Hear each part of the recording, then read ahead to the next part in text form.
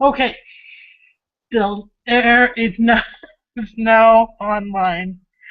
Anyways, welcome to the Pride of Google Plus, the land of the homos, I believe I titled this.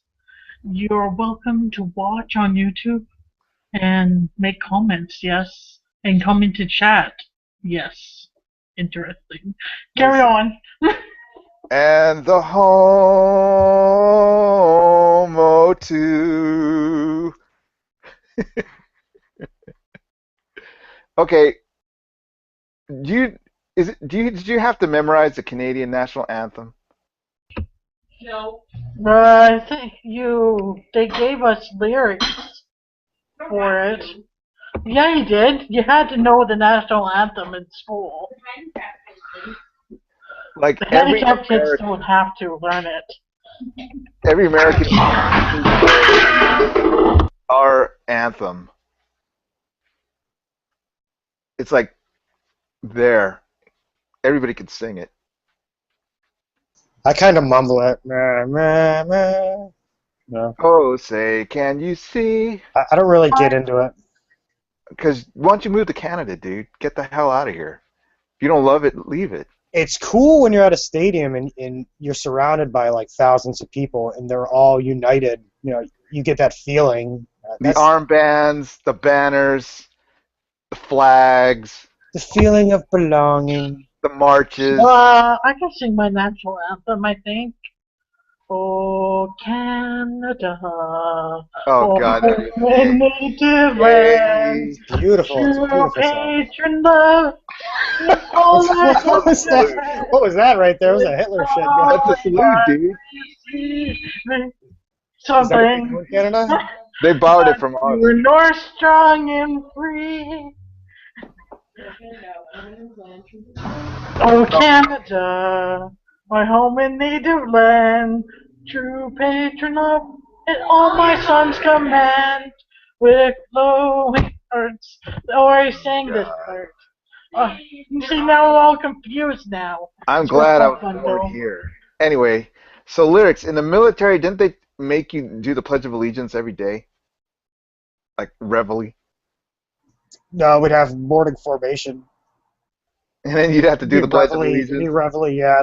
They would usually there'd be some sirens that would go off, and you would stand for a certain amount of time. It would be anywhere between 1 and 4 minutes, depending on how long it was.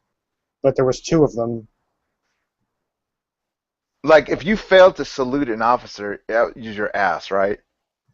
Well, no, I mean not really.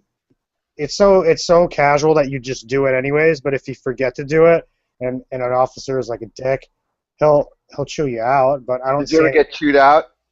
Yeah, of course, everyone has. What happened, man? You were just like, You walking to just the sit bathroom. there. You sit there, and you have a grown man scream at in your face, calling you all sorts of names. I thought they can't call you names anymore or scream at you. Well, that's now. No, they can't spank you anymore. When I was going in, the spanking was phasing out. Paddling. I don't know how it is in America. I don't know anyone in the military anymore. Well, all of Wait, our I met someone who was in the military, but he was American, so that doesn't count. all of the males here have to serve in the military for 10 years and What? have to eat bugs out in the wilderness What? in No, boot they camp. don't. No, you don't have to join the military here. You could be a complete pussy, right? Why weren't you a pussy, Lyrics, and not join the military? I did. But I mean, and not join the military. I don't know. Certain people don't want to do it, and I understand why. I mean, dude, you're being hired. The real job is to like kill people. That's what your job is. You're a mercenary. Most people Okay. don't want to do it, dude. So when you were in high school, you said, I'm going to join the military. Or you just, No, it was pretty much like a lack of options, I guess. it wasn't like an impulse buy. You were just like walking by the recruitment place and said, hey, why don't I just sign up today? Yeah, it was kind of that. Yeah, that's how I do most of life. I just look and see, and then, yeah, all right, let's do it. You were completely wasted.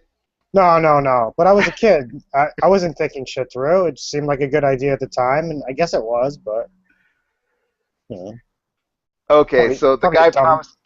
the guy promised you the world, right? Oh yeah, recruiting sergeants are assholes, dude. They'll tell you anything.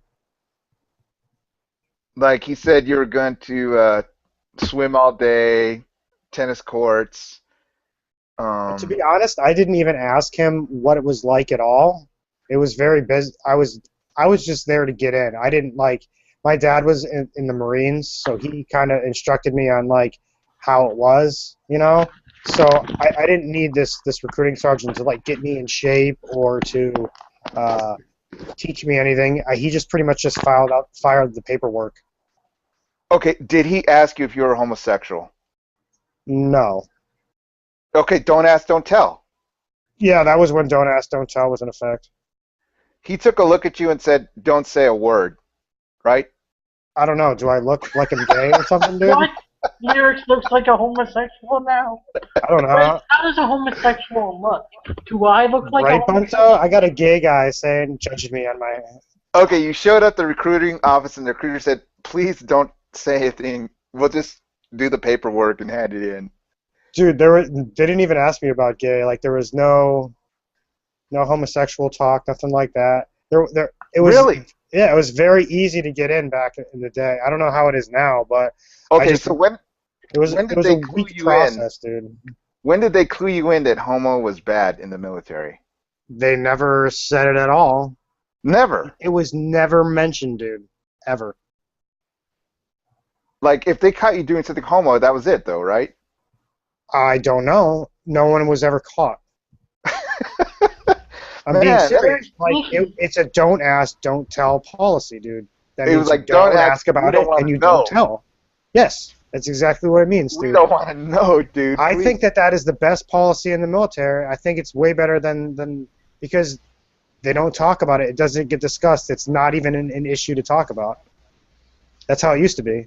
Like if you hung up a pride flag in your barracks, I mean, I guess you can, but like, what would what other kind of flag? Like, give me another example of something that would be like besides being gay, like an LGBT flag, like like when if you're you in the had military, you know. like a Confederate flag, I don't think that you can get in trouble for that, but most people just wouldn't put a Confederate flag hanging up on a military post, dude. Maybe in your barracks or something, but no well, one in your gives a shit about barracks. that. No one Okay, cares about that, dude. if you did a Confederate flag in your barracks, would it be taken down? If it was on in front of the barracks, like the official flag post, flag mast or whatever, yeah. But if it was like hanging in your barracks inside, like on your wall or something, no, Right. they wouldn't Oh, care. Oh, can I ask something just for the heck of it? I was please. invited here. Now I'm listening. Oh my goodness! I guess I came up Oh with a thought. yes, I invited my followers.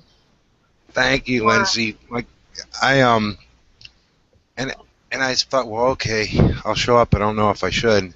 Well, anyhow, do you mind Oh, if I ask a well, question? What I heard you talking about? well, we're talking about. I don't even know anymore. Don't Flags. ask, don't This tell. We're in the hangout, military. this hangout. I don't know if you're. I don't know your political stance on homosexuality and what you think about it, so you don't have to be here if you don't want to. But it's a pride hangout. Oh, pride. I know we were talking about humility and pride, and I saw that, and I thought, oh my goodness, you must be talking about pride versus. I am so slow sometimes. Oh Phrase? no, sorry. Well, I was wondering though, suppose someone created a heterosexual flag. Right. How would that do if you were to hang that out? Well, Christian Hillbilly promotes straight pride all the time, and he's just an asshole. But Oh, really? I didn't know how. We're, Yeah, we're I've not known him trying from to a do any different point of bias. view. I like him, but I don't think the like the word pride itself.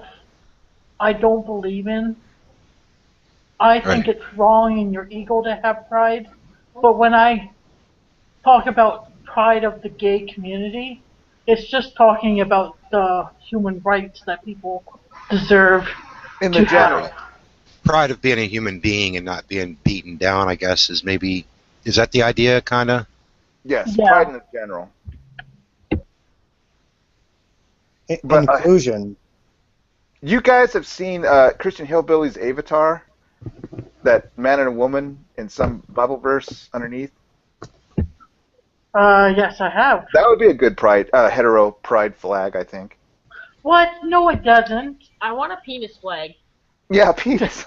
That's like, we're all into penis worship, but yeah, I think his Avatar would make a good flag for heteros. Oh my. Not Never- all hetero people are hateful like Christian Hillbilly, though. True. So, I don't know.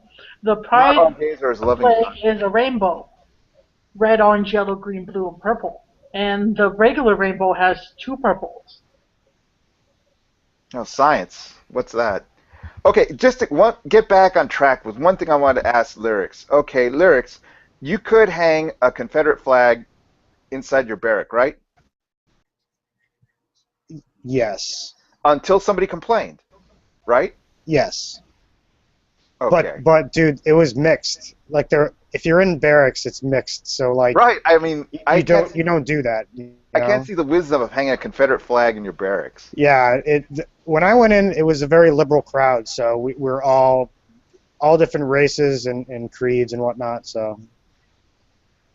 But Oh, speaking from the Canadian stance, Confederate flag. What is that again? Is that the one with the yeah, the X stars and through it bars. and stars? Yes, the stars and bars. It's the ones that the And South always waves around. To be honest, when I went in there, like I hung out with a bunch of black dudes, Right. and like that's it. You know, like most of the white guys that were in my unit were like Hicks, like Confederate. You know, those types of people. I'm from the northeastern originally, that part of the region, so I just gravitated more towards the people that were cooler, you know, and for that reason, in that particular time in my life, it was all the black dudes. They all loved me, dude. It was awesome. Okay, just for the benefit of our audience, could you give us just a ballpark of the years? Because I have an anecdote to tell. 98 to 2002. Okay, my friend was in the Marines. I believe about maybe 5 years before that. And I don't want to she's in self, right? Anyway, so what I want to say is that she could not reveal that she was homo at that time for fear of being instantly ejected. You know what I mean?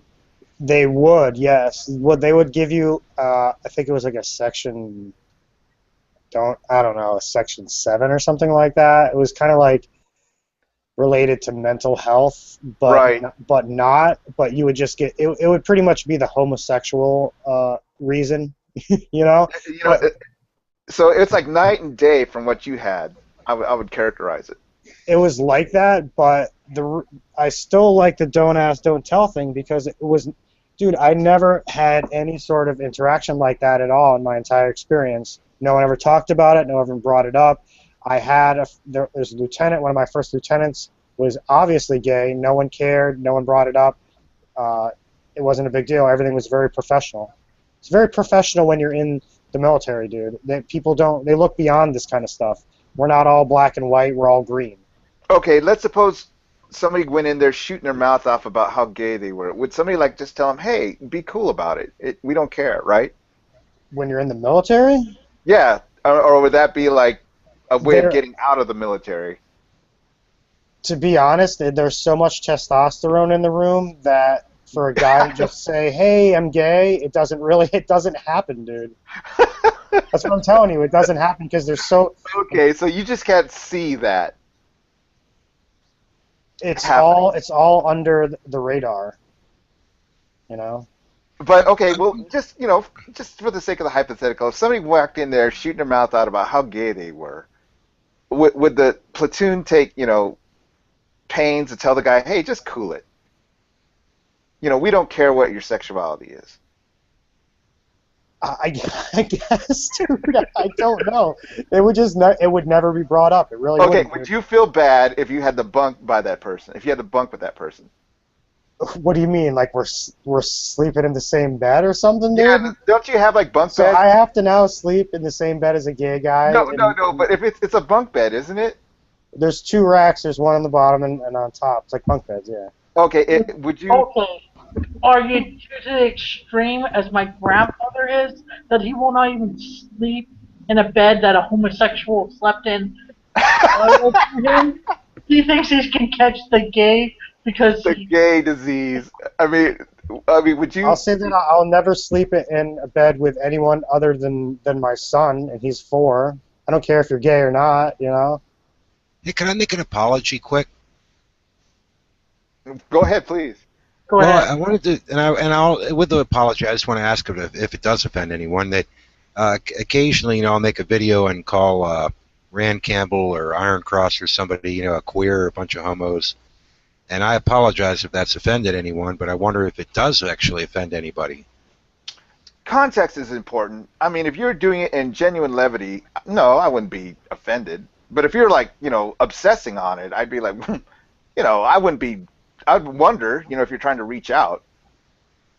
Well, do you hate it when there's a white joke?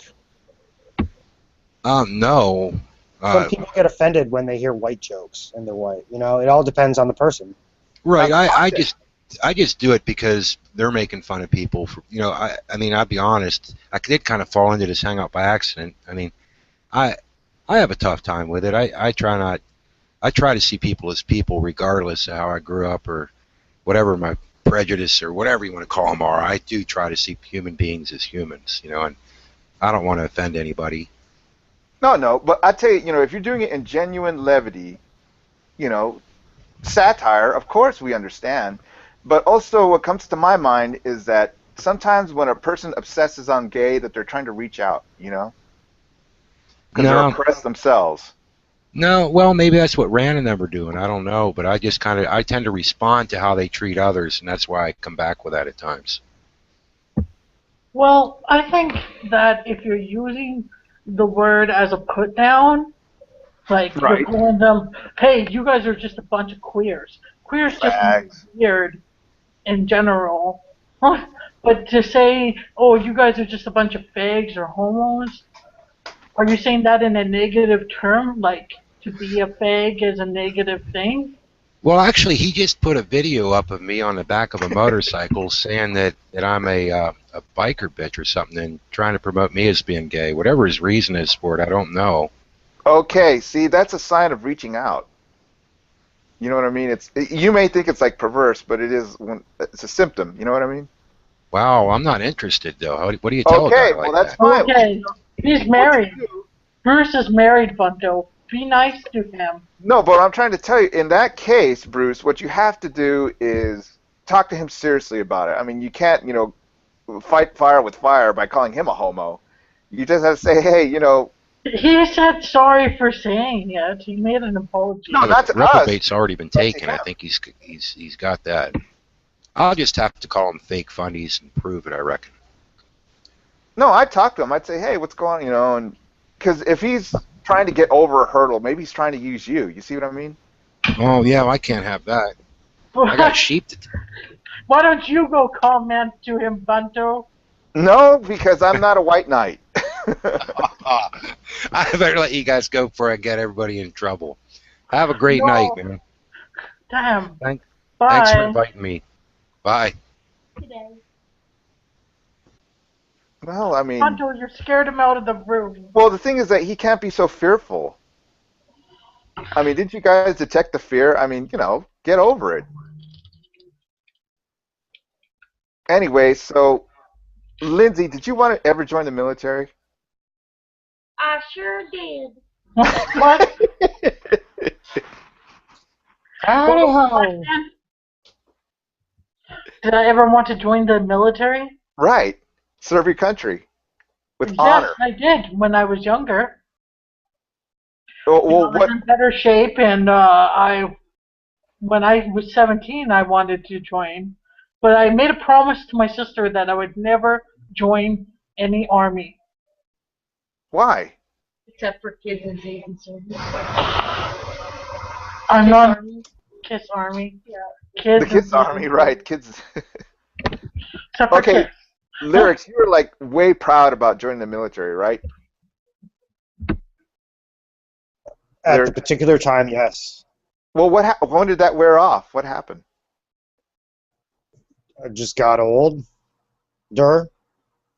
Okay, so like on a scale from 1 to 100, how would you rate the whole experience? I mean,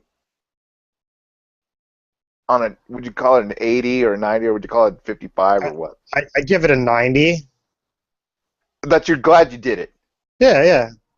Why wouldn't I be? Okay, because the reason I asked you, because I've asked my friend and she only gave it a 55 because she went through it oppressed.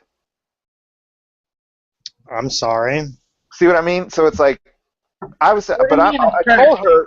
told her I How was was very she proud of her oppressed? serving her country. I do. Jeff? It's from my experience in the military with females is that it's made easier for them. So I have no sympathy, Well, she wasn't. She wasn't to be female. honest. No, Hey, that's Jeff. what I mean. Lyrics. She wasn't female. Oh, Hey, was Lindsay. male? Hey, everybody.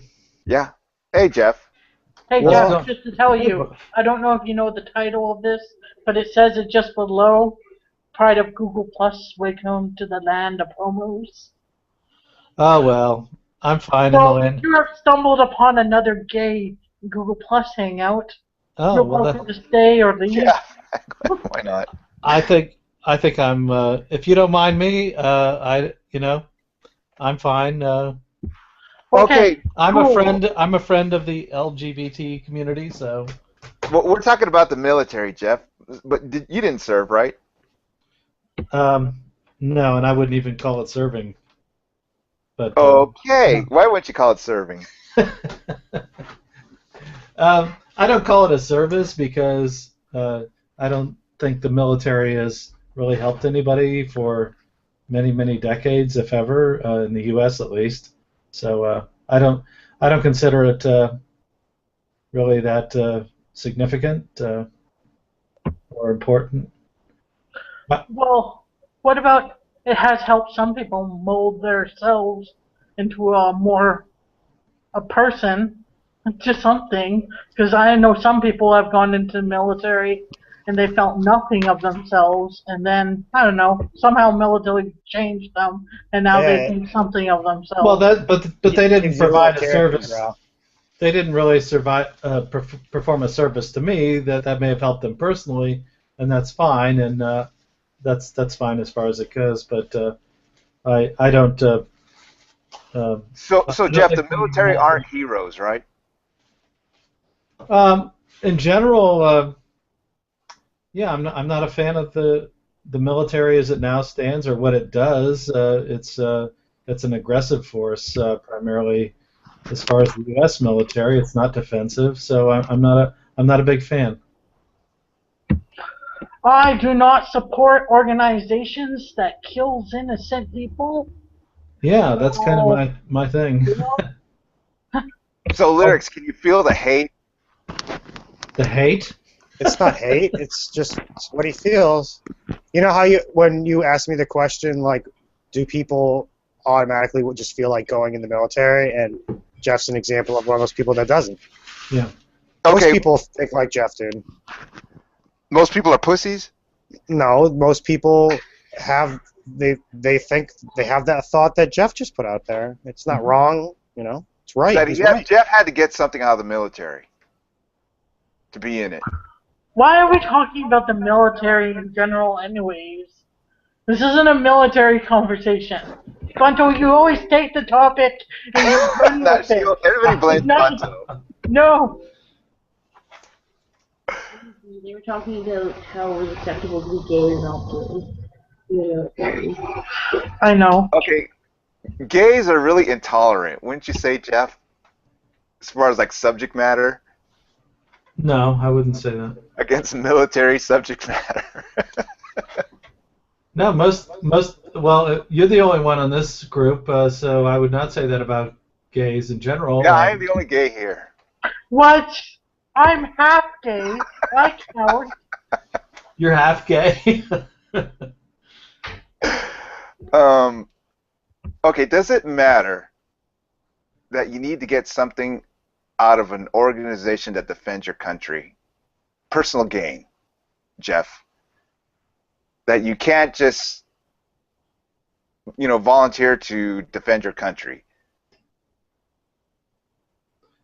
Well, first of all, I don't think the activities of the military in the U.S. have been about defense. Most of Okay. them have been about offense. So you're saying that should somebody If you had to that's join the military, what would be the reason?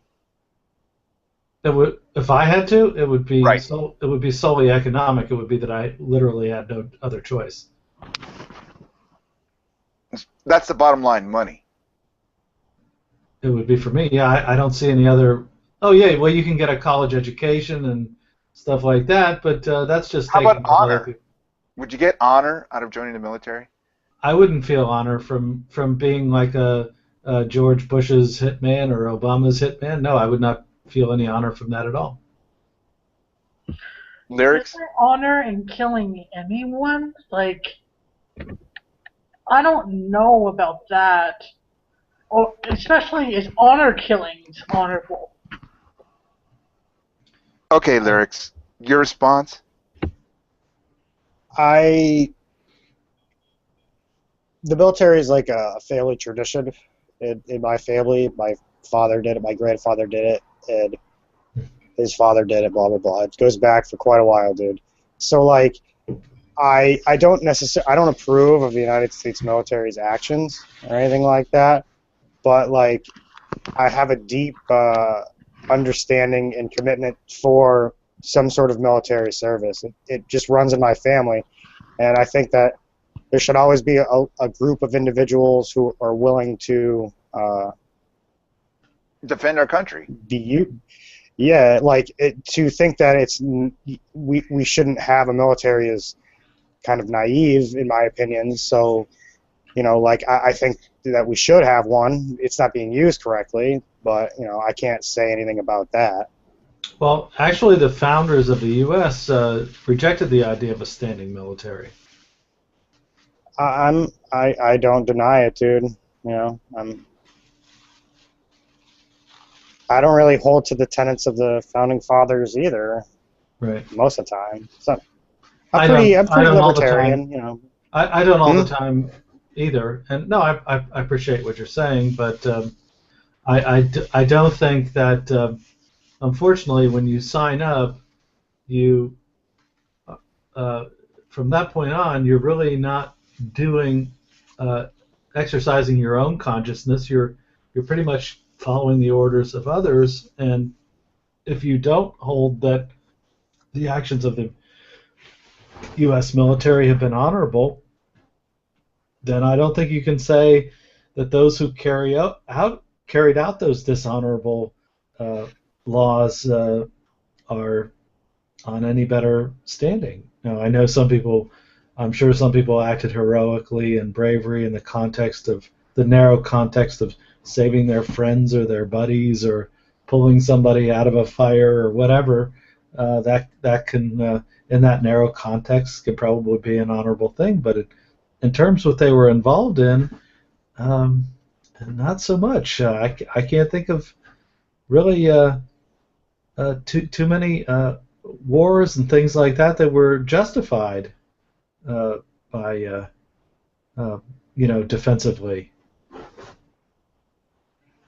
So, lyrics. George Bush's hitman, correct? Well, he's out of office. I Obama's hitman. I've never been called that before, Jeff. Thank you. I didn't say that. That was Ubuntu. No, well, what did you say? You said did George. say that. You did say George Bush. Oh, yes, I did say that. I'm sorry. Earlier. Yes, correct. I, Yeah, George Bush, Barack Obama is whoever the current. Yeah, you're right. I did say that. Oh well, the point is that I don't want to know if you killed anyone, lyrics. someone has told me before they've killed someone, and I'm like, really? I didn't want to know this information. I somewhat feel bad now. So Yeah. please never tell me if you have or not. And, It's and just that's something that's that we're not not going to talk about. and that's not honorable, right? I mean, if it were honorable, you would want to hear about that, right? Lyrics? It depends Don't upon the situation. I feel bad for you, Lyrics. I didn't shoot anyone when I was in the military. I was in the back line on computers. Oh, good, you were a nerd. You were flying drones? Nah, my MOS was 80. I don't even know. It's a riot, dude. Like, I love these huge generalizations, Oh my God, dude. banger. George Bush's hitman, this whole 9 yards. This is great. That was a little over the top on my part, and I apologize for having framed it in those terms. But in the end, though, you're really following the orders of politicians who may have dubious I know reasons. how the system is set up. Yeah, I'm aware of that. Yeah, it's unfortunate. I probably shouldn't have said it that bluntly, although that's kind of what the military is. It's under the order of the commander-in-chief, the executive branch, and they have Yes, there is a people. hierarchy to it. It's like a pyramid. Yeah, I understand the system. When you sign the contract, you're aware that you are a little peg in the cog, and I understand how it works, Jeff. And yet that's how it works. And yet, you also say that you're swearing to uphold and defend the Constitution. Is that correct, or has that changed? That I made that oath. That's correct. Yeah. Yeah.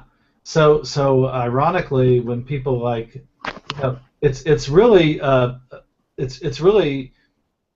you're on your own if you disobey an unconstitutional order, and that was kind of one of the points of the Bradley Manning case, was that he was actually being forced to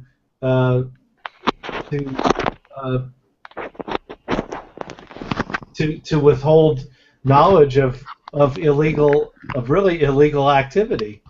And Okay. of course, we know how that worked for him. And Bradley Manning, of course, Chelsea Manning, Trans. should be an exemplar of the LGBT community, and I think she should get a lot more support from it if the LGBT community is about not only defending their own, Recognizing its heroes, right, Jeff? recognizing its heroes. And I would, if I remember that community, Chelsea Manning would be one of my heroes. She actually is, even though I'm not even. Well, not feel being free to part of it. join us anytime, Jeff. Okay, well, isn't it kind of tragic, Lyrics, that you cannot boast about your military service to some people? I don't even think I ever really have, dude. You've never felt the urge to boast about your time in the military? If someone asks me a question, then I'll answer the question. But I don't. Have you ever heard me just come into the room and be like, "Hey, bro, I was in the Army." You said you were in the Special Forces, like some sort of... Yeah, I'm a Special Forces Commando, Space Marine. So, Lyrics, tell me if I'm wrong, but it seems to me when I listen to like John McCain, or it seems like the farther people are from combat, in his case he was in the sky. Now, admittedly, he got captured or whatever because he wasn't... Like on his 6th airplane mission or something, right, Jeff? Right, but it generally seems that the farther away people are from the actual combat, the more they brag about their service. Do you find that to be true or not? I don't know. To be honest, I don't even really have that much experience with talking to people about it. But I'm saying that, like, from my experience, like I've known family members that were really in combat, whether it was... Well, yeah, of course, war, yeah. And they don't want to talk about it. It's the ones that... Yeah, it's the ones that were, they were dropping bombs from the sky or whatever, and then they would go back to their, if they weren't shot down, they would come back to the airport or the air base or whatever, and that would be a day's work. But the people that were actually doing the hand-to-hand combat, those are the people that are really having trouble dealing with what they did and don't want to talk about it. And these are the kinds of people that are the most seriously damaged by these things, and they're not the people that are going around and bragging about stuff. Am I wrong to characterize things in that way? I know it's a generalization.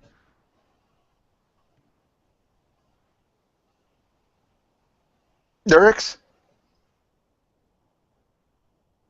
Well, maybe he took My, out. my kill list is 357, dude. I have a 357 kill list, and all hand to Oh my hand, god! I with a just knife. didn't want to know. and that's it.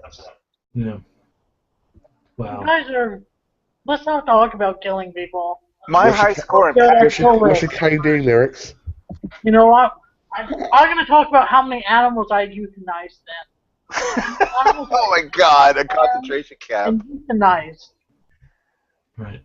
Canada's like a concentration camp for animals. What? Isn't it? Oh, I've had to euthanize two pets now, and so I'll put myself in that category. I know. A bunch of murderers we are. You know, No, some people, I didn't think of it that way at all. No, I don't think that way either, because it was humanely to do so. Well, my animals were very sick. I mean, they were dying, so they were suffering. So I don't. Hey, I don't Tom. Tommy. Anyways, this hangout is not about the military, Funto. well, I'm trying to help. Lyrics left, oh rats. Well, now it's definitely not about the military because he was the only one who served. Oh, he said he's re-logging in. He'll be back. I'll be back in a second. Okay, let's talk about God. I served my Ben his God. mum. I served Ben's mum. Oh, you did? Yep. And she loved it.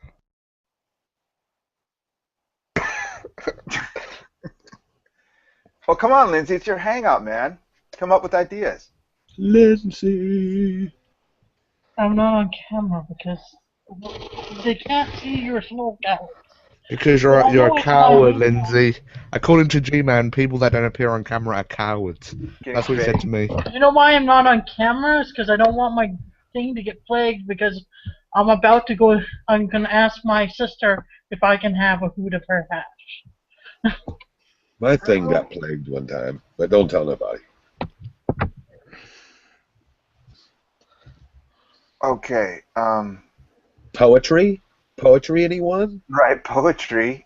God talk. Ode to Stephen Dawling Botts, deceased. Did young Stephen sicken? Did young Stephen die? Did young Stephen stick an ice pick deep within his thigh? The end.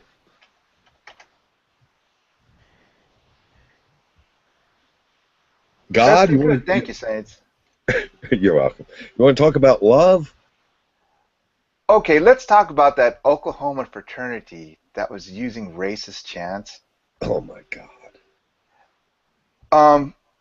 Would anybody characterize that as a thought crime? I was in a hangout earlier where they indicated that that was a thought crime. Oh my God. I know. Okay, well, Oklahoma, definitely. I don't know. What can we talk about? It's your hangout, Lindsay. What did you just say? Were you talking about me? No. It's the other hangout that we had. Where I wanna ask. diversity went down the toilet. Well, It's a bad Okay. hangout when Bunto is like the lone defender of diversity. so we were talking about the SAE fraternity, right? Okay. So my position was that that was a really horrible, bad thing for them to do and say, and that it was disgusting, etc. But we were really kind of talking about what the long-term consequences for that should be. And I pointed out that the Charlie Hebdo people said things that were really horrible and offensive to people, and but everyone treated them as heroes. And I was pointing out that some horrible and offensive things are exemplified as free speech, and some aren't. So that was kind of my position. I thought they should be kicked out of whatever institution they were in. I don't know that they should have been, since the state has a monopoly on education in many ways. I don't know that they should have been kicked out of all of them, but they should have suffered some kind of consequences for what they said and all of that. But I don't know that, horrible as it was, that they should be ruined for life or anything like that, because thoughts are not the same thing as actions and killing people. Would you say that the whole Charlie Hebdo comics, would you say that that's discrimination, though? That it was what? I'm sorry? Discrimination. Would you say that? Discrimination, what do you mean? Like, would you view the satire comics as sort of unjust treatment, or yeah. I don't think the Charlie first of all, I don't think they should. I certainly condemn the people that reacted violently to what they did. I wouldn't dispute that, but what I'm pointing out is first of all, they weren't entirely consistent. They had a cartoonist that they fired for saying things that offended Jews about 4 years before this happened. But I think the thought experiment that's kind of revealing is, let's say the Charlie Hebdo people were doing this kind of racist stuff that these kids were doing, this YouTube video. What if they were doing that stuff? Would they be held in the same regard? Would Joe Biden be there, and would all of these leaders from the world be protesting them as heroes of free speech? I kind of doubt that. So I'm just pointing out sort of what I think is the double standard here a little bit. I thought the Charlie Hebdo people were actually poking at a hornet's nest, and they knew they were doing that, and that doesn't excuse what happened to them. Oh. I want to just really ask a question, because I understand somewhat. I understand a bit of the sort of general kind of stance on it, and to me, it seems like if. So we recently had a gay couple try and get in a bed and breakfast, and it was just and the people that owned the bed and breakfast wouldn't let them in, right? And basically discriminated based on the fact that they're gay. So and because of that, they were then I'm pretty sure they got sued, and they could no longer run the B&B. And so to me, I don't know whether I really agree with that completely or not. I haven't really made up my mind on it, but I do think that when it's open to the public, and when do you understand what I'm saying with that? When it's open to the public, and especially if it's something that's that people's taxes are going towards, Well, taxes are going towards a bed and breakfast. Well, yeah, maybe the bed and breakfast wasn't the best example, but. Well, that was the example. So. Right, but I was just using that for example. Well, no, that's a big distinction. If the bed and breakfast was private, shouldn't they be allowed to rent it to whomever they want to? Right. So I mean, it's. I guess I'd have to use an example where some tax money was going towards something. But that's basically the general thing. Like if the public are funding something, then for some of them to be discriminated based on something like race or sexual preference or something like that, I mean, do you understand what I'm getting at? Yeah, the B&B wasn't the best example, but Right. I don't see it with the B&B at all. But so like if there's some tax, I don't know. Give me an example. I'm trying to think of an example. A funeral home, a tax-funded funeral home that forbids necromancy. A tax? Are there such a things as a tax-funded funeral home? Oh yeah. Maybe like the NHS that we have over here. Hmm. So like Yeah, that's, I would think I'm opposed to the NHS, but if there was an NHS, then I don't think they should discriminate based on the race or whatever of the people involved. I don't think there should be such a thing as the NHS, but if there is, it should be neutral. Public schools should not discriminate. But I think anything that's private. When I was younger, I'm probably older than you are, but when I was younger, it was hard to check into a hotel, a respectable hotel, if you weren't married to the person that you were with, if they were from the opposite sex. Probably it was easier to check into a motel if you were from the same sex at that time. But that was their priority. That's not to say it was right or wrong, but that's freedom. That's freedom of association, and I mean, it is quite a hard thing because some would say that people had the right to discriminate, and then others would say, well, people had the right not to be discriminated against. So I don't see where that second right would.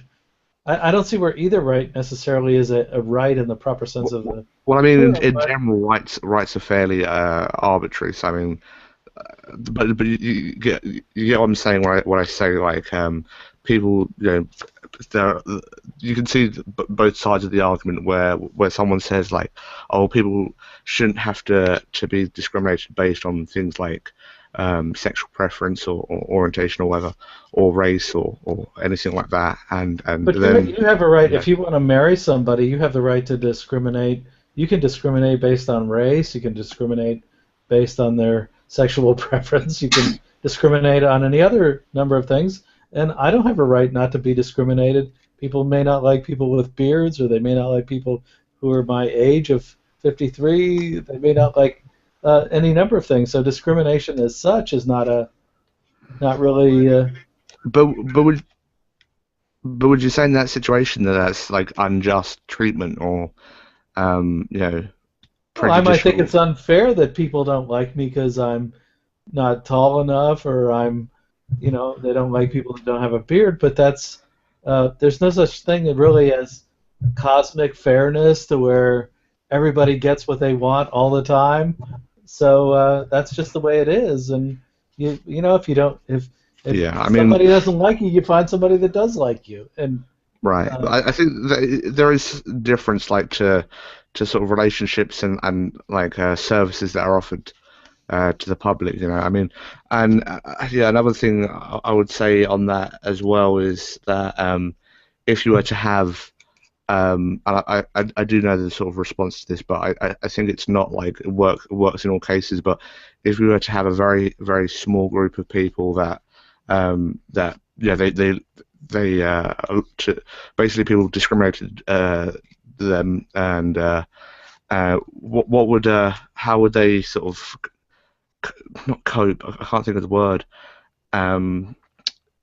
Do you understand what I'm getting at? Like, what's to stop people just from discriminating from one group and to do it on a sort of a mass level?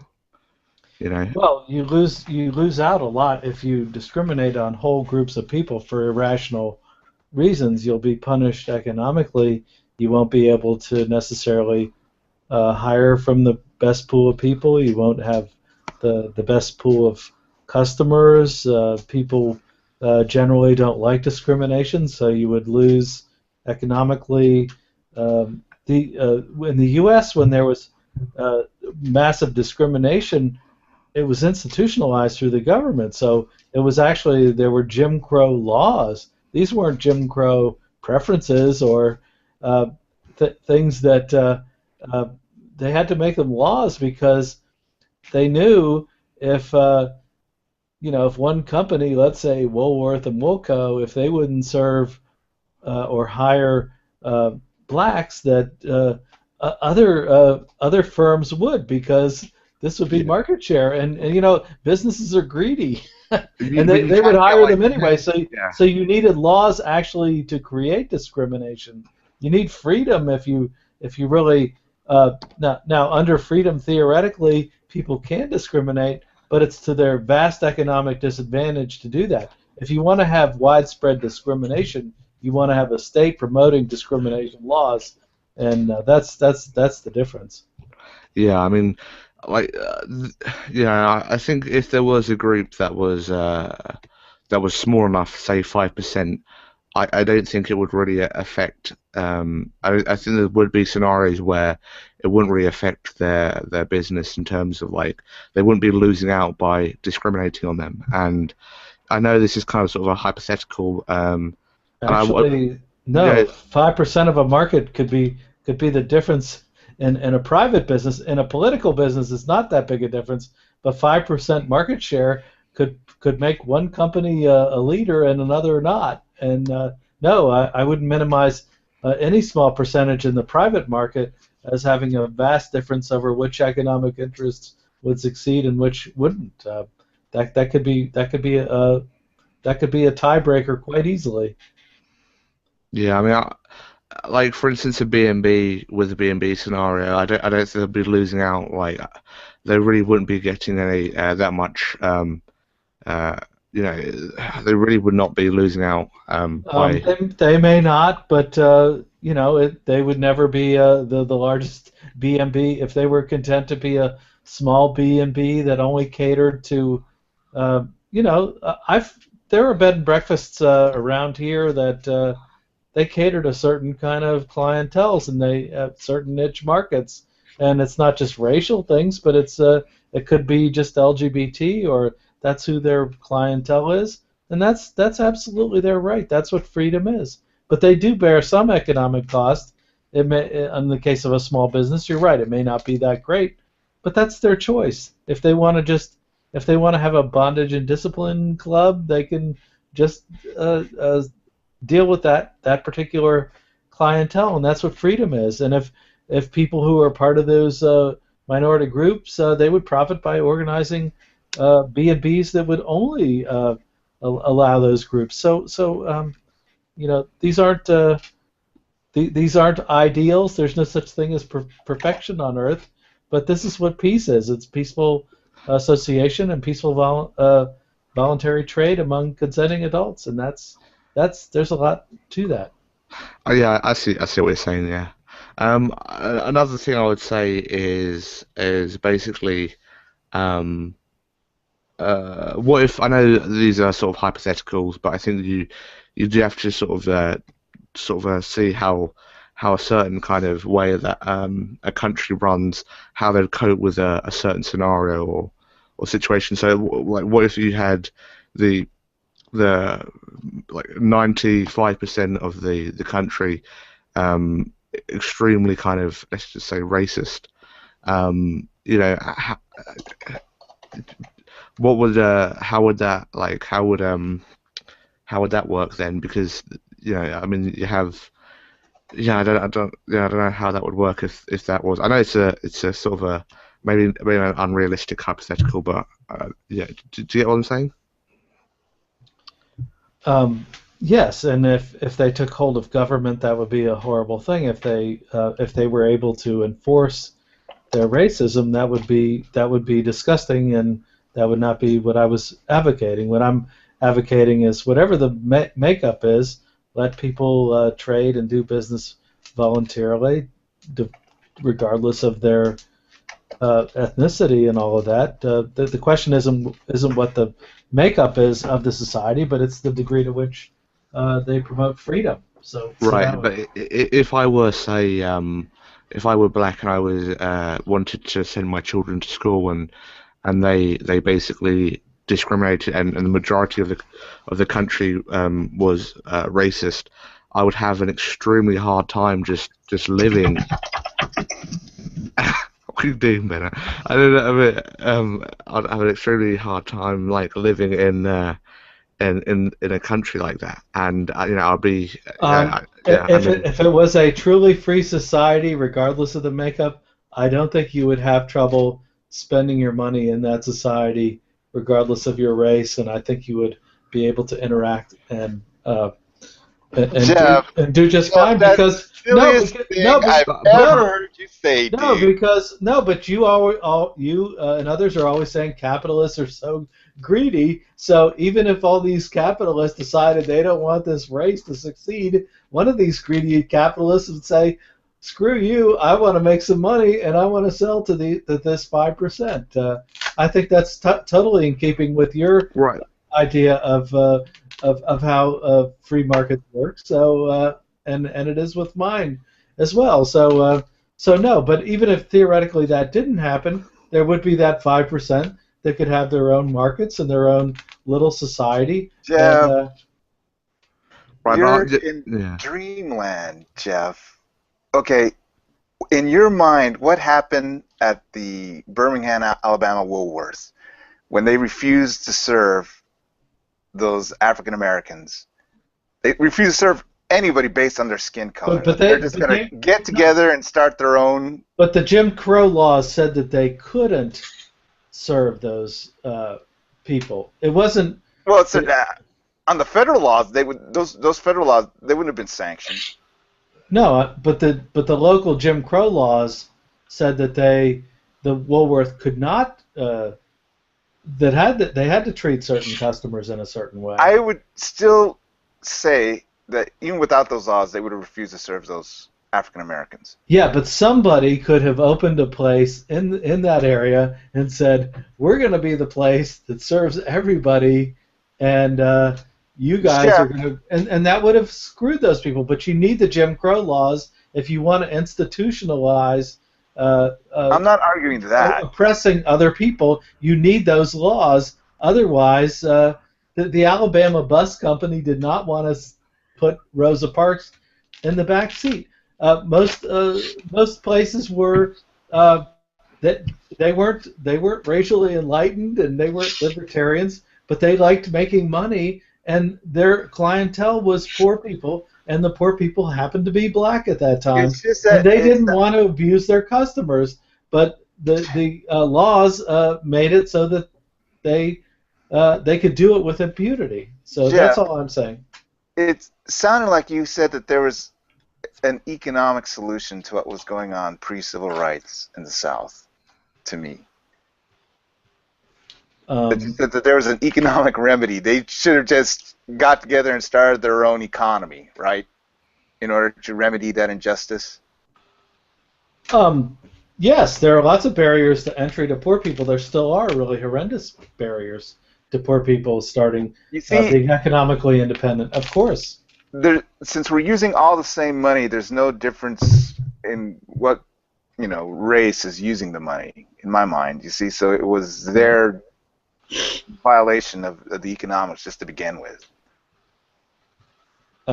Well, Jim Crow was not a free market economic system. Jim Crow was legal prohibition, separation.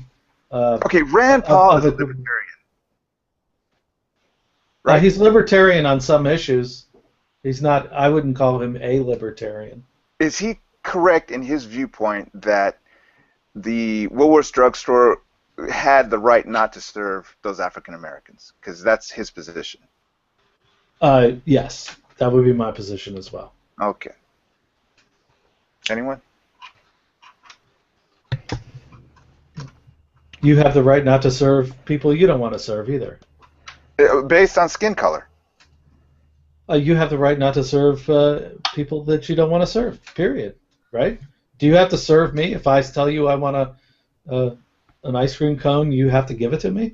I have the right not to discriminate against you, not to discriminate against, I have the right not to be discriminated against. So you cannot be discriminated because of your racial makeup, Jeff. So if you want to marry somebody, you have the right not, and they don't like you because you're too old or whatever, you have the right to not be discriminated against? No, I have the right not to be discriminated against. Okay, so if you want to marry somebody, a woman or a man, they have to marry you because you have a right not to be discriminated against? No, that's called coercion, Jeff. I Yeah, mean, exactly. I have the right to Exactly. go and use the money that I earned in the economy anywhere I choose. So you didn't answer my question. So you have the right not to be discriminated against. But I So can't coerce somebody to marry me and call it that, if they choose not to, well, that's actually, if you have a right, then you should be allowed to coerce somebody. If it's your right, no, Jeff. I'm sorry, it doesn't work that way. What it works is that you are an oppressed person. It's not like to say no, I think you don't that know the what right. slaves had no right to demand freedom. You're not Because they using would the have been term. oppressing the white person. I mean, that's just You're using the term right to mean nonsensical I thinking. think this is a good thing, therefore I have a right to it. No, that's not what right means. If you have a right to something, like you have a right to not be killed, like the right to life in the sense that you have the right to live, you're actually stating that you don't have to apologize for that. You can demand that upon other people, and that they have to keep their hands off. They have to let you live, and you can use violence to protect your right to life. Um, Interesting point, Jeff. Jeff, can I have just a few seconds to welcome Pyong? How are you doing? Yes. Hey, buddy. Hi, everybody. Yeah. Welcome, Eric. We missed you. And Ruben. Hey, hey, what's up, Pyong? Greetings to everyone in the I'll be family. back in a couple seconds. What a nice welcome. Thank you. Makes me feel really good. How's everybody doing? we have noticed we've noticed when you're missing, Pyong. We have noticed. Hey, Tommy. Hi. Hey, Yeah. a little bit. Yeah. Got a new icon. So what's been happening? What I meant? Well, fuck. I mean, come on. Okay, you haven't been listening, right, Pyong? No. Okay, Pyong, it's Jeff Keller telling us about how my wish not to be discriminated against. No, you said you had a right not to. No, Right? no, you're both wrong. Because what we have here is that Jeff and Hades were having a conversation, and Bunto got jealous because it No, wasn't Bunto- about him. Bunto's jealous. Humanity got Bunto's of my sexiness. I'm sorry to call you out on it, but it always happens. You know, it's not about you. That's true. Hades and I were having a conversation, and then Bunto jumps in and is like, "Nah, nah, nah, nah." because the humanity just got a little bit too crazy, Jeff. Okay. The Bunto-lessness of the discussion got to be too much. It was. I mean, okay. Your position is that my right to not be discriminated against is a Right. form of coercion on those that are oppressing me. Yeah, you don't have a right to not be discriminated against because, and I pointed out the logical absurdity of that. So, if you want to marry somebody and they don't like you because of your age or your eye color, or your hair color, you're being discriminated against, and that's too bad. But you don't have a right to Right. I can't to coerce. demand that person marry you. Well, right implies more than that's not just nice. A right implies actually that you do have the right to use coercion in that case, I would argue. And I'm glad he's here. Pyong, tell me what I'm missing About what? about my oppression of the white man by demanding not to be discriminated against. Well, what kind of discrimination are you talking about? Like, legal discrimination. Yeah, I guess you could say you have a right not to be damaged. But what are you talking about? Okay, well, can we keep it in the legal sense, or Jeff wanted to stretch it out to like I find some woman who says she doesn't want to marry me because I'm too old. That's not. Of course, I Well, don't no, have the you're right to talking- coerce hold her on. to marry me. We can, yes, it is obviously two separate conversations in the current legal. Oh, okay, Jeff. Well, I thought we were talking about the legal sense. No, why are You we said talking? there was some sort of economic remedy available to those African Americans pre-civil rights era. No, we weren't. No, obviously, if you want to talk about your local laws and what you have the right to go to the courthouse and do. That's one matter, and I wouldn't disagree with you in that case. But that's obviously what we weren't talking about. You were saying you have a right to I not was be talking discriminated about. against. I would interpret that in the sense of you have like the philosophical rights of life, No, Jeff. liberty, I was talking the right not to be discriminated against. Totally in based the on the current laws as they now are written. yeah, and the way they've been forever written. I mean, okay, well, No, they let me weren't ask you this, forever Pyong. written that way. Pyong, Yeah. was there ever a right in America to discriminate against me in our current, like, past the, the 19th century? Was there that right available in America? Somebody could Okay. discriminate. Yeah, yeah. Well, yeah, there was institutionalized discrimination. I guess you could characterize that as a right. No, well, not a right. I guess it's not a right, but A a law. capacity. It would be a capacity to discriminate. For example, cases that I always have a fondness for are because, or a line of cases that I had a fondness for because of the name, Loving v. Virginia. Okay. And that was a case where a white man and a black woman wanted to marry in West Virginia, and there were local laws that said they couldn't. So, yeah, there were.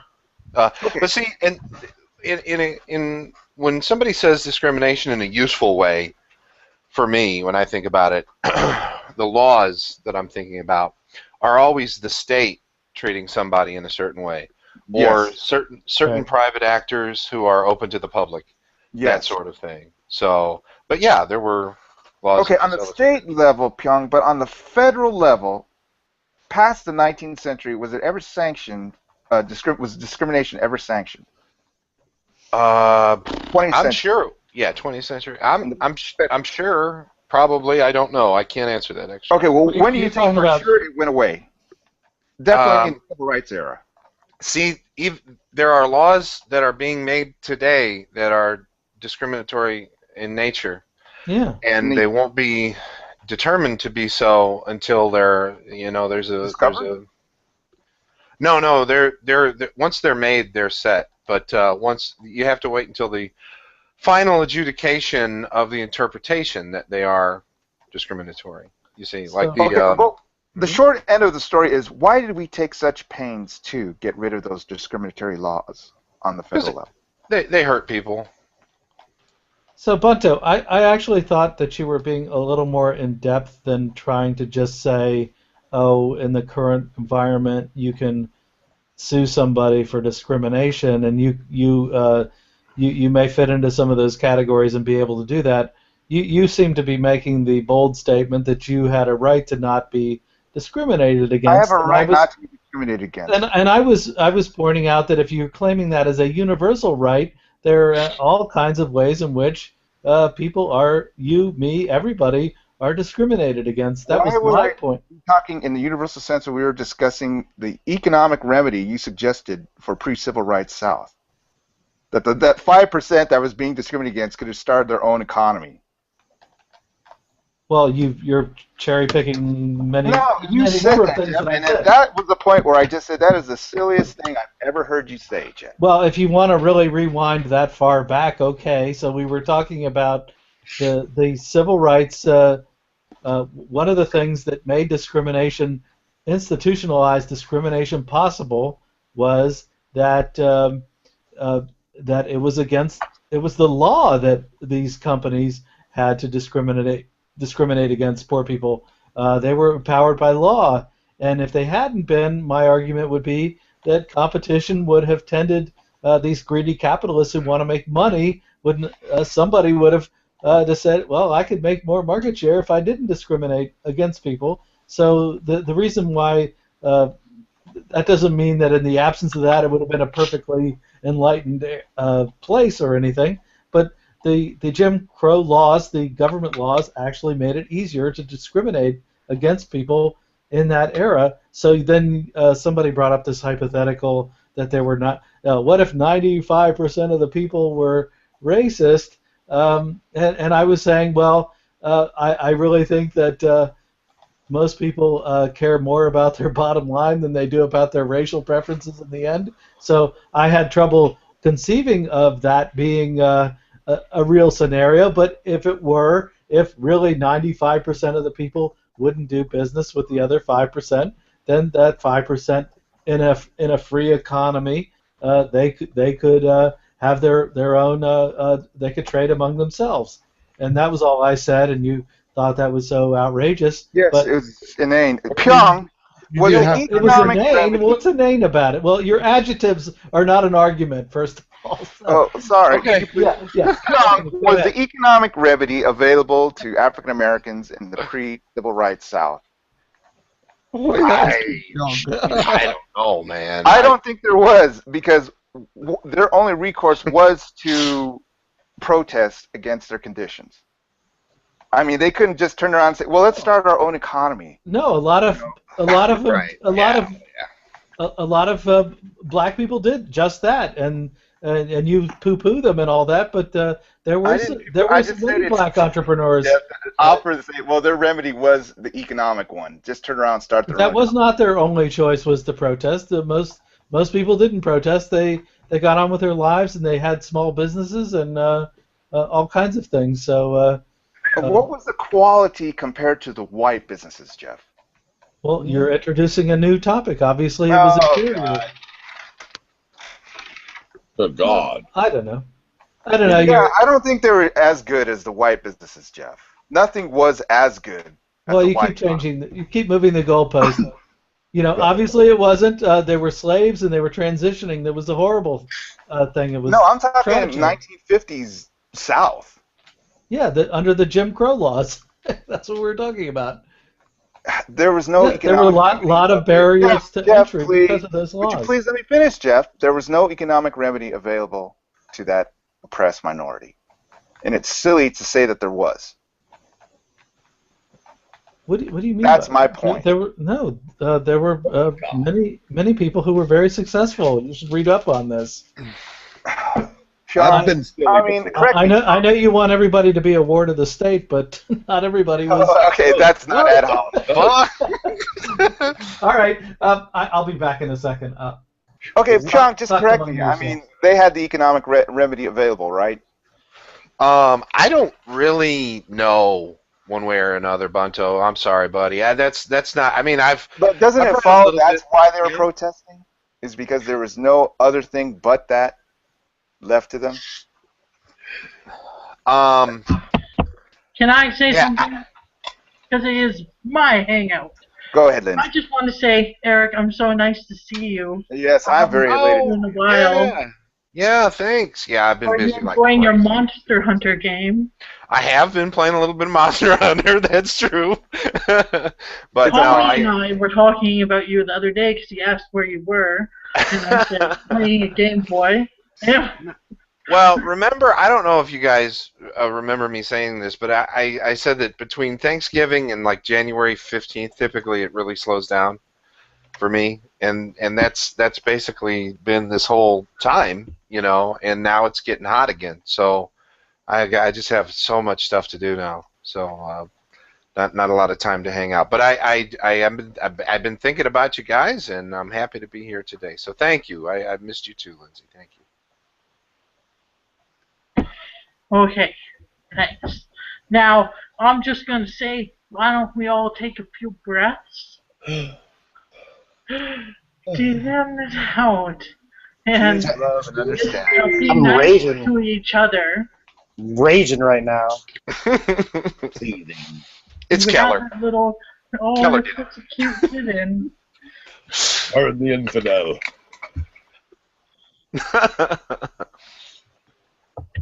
Well, tell But us what. Hades, Hello. do you hate all feminists, or you just hate feminists? I'm not sure. I hate feminism in general. I hate I'd say hate, maybe a strong word, but I hate the ideology.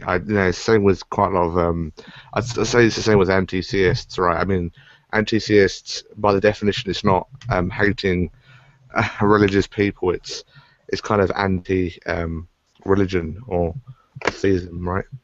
So I'd say that's my stance on feminism in terms of what you asked. I don't know. Whenever I think of the topic feminism, I think of you, because you always mention it. Yeah, it is one of my favorite topics. Yeah. I got contacted by an organization because apparently it's International Women's Month. It was International Women's Day on Monday, and they want. So you women only get 1 day a year? Is that what you're I saying? know. Is that International Man Day or I don't know. No, I know. Like, why can't we just have International Freedom Day? But we can't have that because not internationally do we have freedom. Well, I mean, feminists, from what it seems, care more about banning the word bossy than dealing with women basically having to wear kind of like burqas and you know it being legal for you to you know, rape your wife and you know and marry a 9-year-old girl. I mean, it's kind of, to me, it's the whole priorities are just completely fucked up. Yeah, and if we're gonna point our fingers at like the Middle East and all the problems they have, we might as well pick on all religions and not just one, right? Sorry, what was that? Sorry, I just my mic was playing up. Your mic. What was that, Lindsay? I didn't quite catch that. Well, you heard me. I didn't. Whatever. Let's talk about sexuality management. Yeah, sexuality management. Let's talk about sexuality management. Successful and yummy sexuality management. What about What love? does that even mean? I could use some help with that, you know? Jeez. It's hard. You're married. Yeah. Practically with your wife. To what you said in the chat, Gareth, that's almost insulting to actually have to do that. It's like yeah, that is almost. I mean, I'd be insulted by that. Me personally, if you know, I had to go to something like that. That's just me. You know, because like, yeah. Yeah, I mean, we're all adults here, and I really don't know why this is even like an issue. Like, I'm not aware of any of the female colleagues that I've had that have made any complaints. It's just it's a government mandated program that they make us all do, which is stupid, I think. Mm-hmm. At least you have Katie, that a woman is not oppressed if she decides to wear burqa, but in some countries they force women to wear burqa, and that's right. Not, that's what I was saying. That's not the same. Yeah. Right. That's what I was saying. In countries where it's kind of mandated, it's not optional. You know, it's. Well, what about France? Do you think what's happening in France, where they are banning niqab? They're banning niqab. Yeah, I actually heard about that. I don't actually know what my stance is on that, to be honest, because I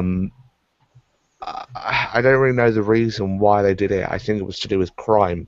People were sort of committing crimes and wearing burqas, so they so they couldn't be like basically as a disguise, right? And so I mean, I don't know. I'd say I really don't know what the reason for it is. I can't imagine it's a really reasonable one, but yeah. Did you watch the entire video Did you watch that entire video that I posted? The one on my wall that you commented on? Oh yes, I did. I did. Yeah. Oh, nice. Yeah. Usually I don't agree with Infowars. That's pretty much the only thing they've done that I actually agree with. So. Yeah, usually it's kind of like Alex Jones type of stuff, or Infowars, right? I mean, so, but that was the only thing that I actually somewhat agree with.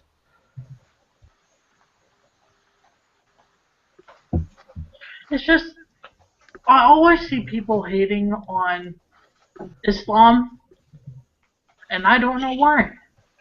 You don't know why? Because It's not, but wow. like, I see people hating on Islam, but why are they not hating on Christianity? Why are they not hating on Judaism? Well, I mean, there are a lot of people that are hating on Christianity but I mean, if you were to sort of look at When you look at a nun, do you think she's being oppressed? Actually, yes, I do. I say that poor woman. But no, Lindsay, Wasted if you her life. if you look at, yeah, that is a good point. If you look I don't at, feel sorry, dude. That Yeah. woman chose to live like that. If she Yeah. wants to live under that kind of oppression and system and feels that it's normal for her, then whatever, man. That's kind of like how stupid I think that person is. You know, like if you don't love yourself and treat yourself with enough respect to demand that from yourself out of your society, then I guess you deserve it. Oh shit. So I say it. You gotta take what you want in this life. You know what I mean? And women earn the right to not be treated like that. You know, that's how Western women are. I guess the other ones haven't figured that out yet. I don't know. I I think have that, the right yeah. to show my hair, even if it's aura under Islam, but fuck religion. Lindsay, are you a Muslim again? Like, I'm confused. No, I'm not a Muslim. All right, fair enough. I'm a non-religious theist. That's a deist. No, I'm not a theist because I know who my God is. Who's your god? Abraham's God. He was our best president. But then,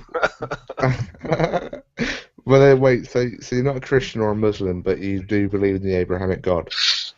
How does that work? So where are you getting your idea of the Abrahamic God from then? If you don't abide by Christianity or don't, where I don't does believe in organized religion, but I where still you read get, from the holy books. right. So it seems to me that you're kind of Baha'i, a tiny bit of Baha'i, like the Baha'i faith, somewhat. Whatever. I have a faith, I guess. Baha'i, yeah. Look, I'll give you a link to Baha'i. It's not really. I'm not really- being Baha'i. You're high? No, Baha'i. You're Baha'i. Who's getting high? I'm butt high. I'll have some, please. I wish I was Baha'i. Yeah. Don't lead me to any religion. I'm good where I'm at. No, this is Baha'i, junior high one time. I was Baha'i. Okay, people pick on Islam too much, right, Lindsay? I They're personally don't wrong, like it because I still love Islam. I was bitter when I first left it. I admit that. I hated on Islam. I admit that. But I'm kind of sorry for a lot of the stuff I said to a lot of people. I think people should just pick on mysticism and irrationality and not haggle over which version of it is worse than the other. I think we should pick on Jainism. God, there's no God there. I can't stand those people. They watch out for bugs and stuff like that, so they don't want to kill them. Hey, that's me. I had to join that one. Wait, can I ask a question to everyone who's an atheist in the room? This is just a little quick question. What do you think? Which religion would you say is the most harmful religion? Taller? Hardcore? Harmful. Harmful? Like the actual book itself, what the actual book says. Okay, that's not all religions go by a book, but I'm just saying. Oh, nice one, Ruben. Amway. All right, start off with Banto. Oh, God. Okay, Islam. Okay, what about Pyong? Yes, the practitioners of Islam seem to be the most destructive. Lyrics. Can I ask you a question, all you haters? Fundamentalism. Shut All up. you haters of Shut up, Islam, woman. have you even picked up Shut a up, fucking woman. book and read the Shut Quran up, and what woman. it says? Yes, Silence. there's bad things Lindsay, in it, but relax. there is knowledge in the Quran, just like there's knowledge in the Torah, and just like there's knowledge in the Gospel. Printed in the There's US. knowledge in lyrics cracks, bottom cracks. All right, sorry, Jeff. What do you think is the most harmful religion based on the actual book?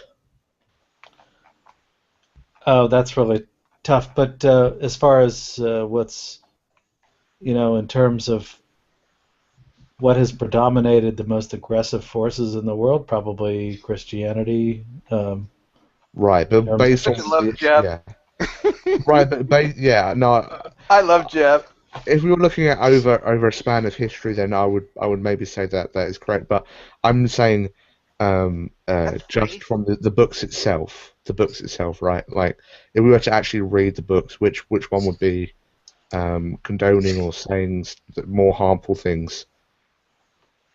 Well, they're all based on sort of the Old Testament, so it's hard to split hairs over which. I don't know. Okay. Gosh, that's a tough one. Yeah, fair enough. There is one thing that I want to say, and I think I kind of agree with it. Shut up, Hades. If you're hating on Islam, shut up, Hades. Shut up. Shut your goddamn mouth. If you're hating on Islam, then you gotta hate on the other two religions. Because, like Ruben said, there is no Islam without Christianity.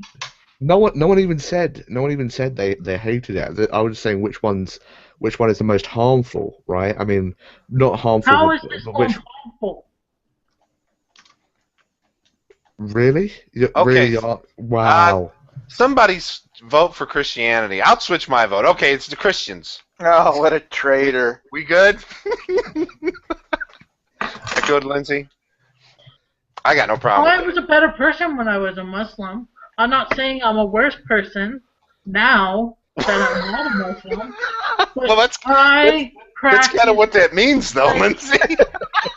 I was a better person. I strived to do better. I prayed 5 times a day. I didn't swear, lie. I kept a strict diet. I slept properly. I was severely depressed, but... Well, I'm just saying that religion isn't a bad thing. Yeah, I believe it is. There are good Muslims and there are bad Muslims. It's funny how the extremists meet the media the most, but you don't hear about organizations like Muslims Giving Back. It's based ISIS? Yeah. No, ISIS is not an Islamic I organization. thought that was Muslims Giving Back.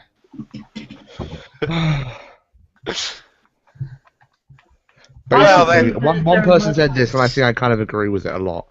The Bible is kind of based on, or at least the the Bible is based on Jesus, who was kind of like a hippie and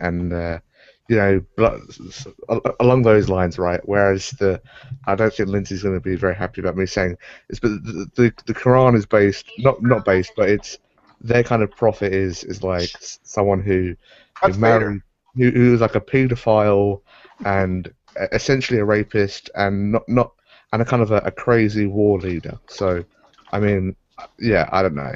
So yeah, the worst religion of all time, hands down, is anti-Saint Tommyism.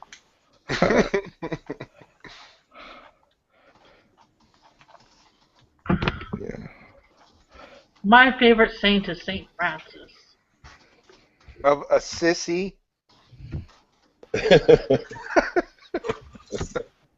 Well, come on, Hades. Keep asking everybody else. I mean, am I going to be the only one on the hook here, or what, for Islam? I mean, if you just read the Quran and read what it sort of condones and says, I mean, is the Boko What version of the Quran have you read in English? Is the Boko Haram a not an Islamic group then? What version of the Quran did you read? The Jewish version.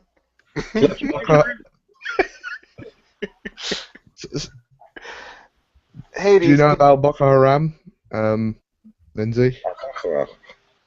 Boko Haram killed 2,000 people in one town in 5 days. I'll link you to it. Yeah, killing anybody. I know that the Prophet Muhammad killed people. Right. Was he sinless? No, he was not. I do not believe that prophets are sinless. What about kill the infidels? Is that just... Is that, are we just interpreting that differently? Like, infidel? Do not believe in fidelity. Kill the infidels. Well, kill the word kafir doesn't mean infidel. I never said it did. I'll kazoo to that. Kafir means one who covers or hides the truth. Wait, I'll actually get my... I actually have a Quran. I'll be right back. Oh, I use it, we're gonna have a Quran battle? I use it as toilet paper. I'll be right back. Oh my god. I thought, everybody would have their Quran handy in an LGBT hangout. I'm gonna go get mine too. I'm kidding. Pocket Quran, yeah. Is there a pocket Quran? Yes, yeah, there is. You can have it on your phone too. I used to have it on my phone, but when I said fuck religion, I deleted it. I was interested in something you said, Lindsay. You characterized it. You said that you still had love for Islam. What exactly do you mean by that? What do you? I love Islam. What do you love about it? I mostly love the people in it. Yeah. All the people that killing people and yeah. AIDS. I love the difficult decision to leave it. But Like, Islam if isn't good. If you left, it's in my comfort zone. It's not good to be in your comfort zone all the time. Interesting. So would you say Islam is a religion of peace then, Lindsay? Would you say that? No. Right, fair enough. No religion has peace. What do you think of Islam, Banto? What do I think of Islam? Well, it's just another religion. Same as Scientology or Mormonism. Except they got a stricter dress code. How come you didn't ask those other guys how they felt about what was the most harmful religion? Who didn't I ask? You only asked certain people. Why'd you ask everybody? I stopped at Jeff and Lindsay sort of started to respond, but she put the kibosh on it. Go on, Reuven already said it. I was going to ask Gav just now. Gav, what about you? And also Shun. What about you guys?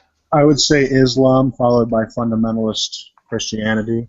But I would like to add that if we could pick any ideology and not just a religion, I would say socialism. Who cares? Anyway, the other guy. Trigonometry. I didn't even want to talk about God or religion or anything in this. I don't want to be the only Islamophobe, okay? I chose. Oh, that's right. I switched my vote. Okay, What if Better yet, Allah I was learned gay? new words. What if Bunto, Allah was gay? That's my Bunto. question. Bunto, you probably know what this word is. But are you a homophile? A homophile all the way. Squirt, squirt. In your mouth, Tommy. Teaser.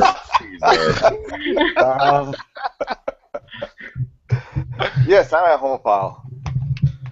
Yes, I am too. Good on you. Okay, well, what about Reuven? What was his viewpoint? Reuven.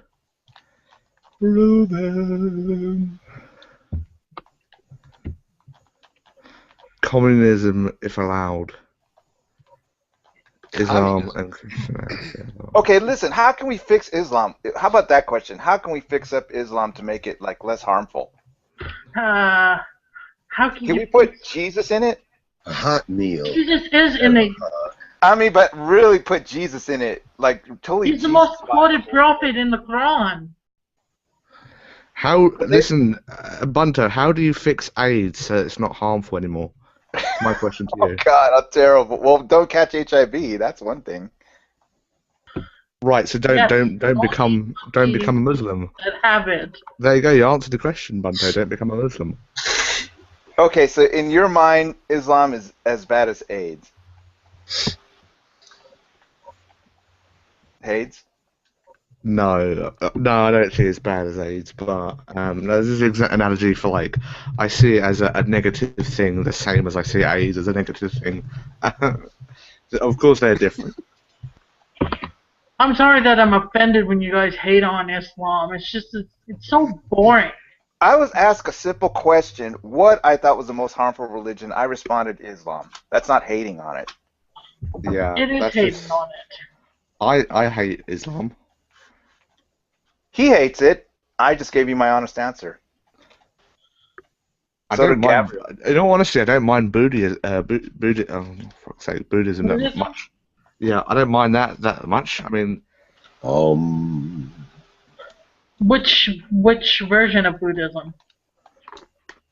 let me get my thingy real quick. Where's your Quran? I want you to show it to me on camera.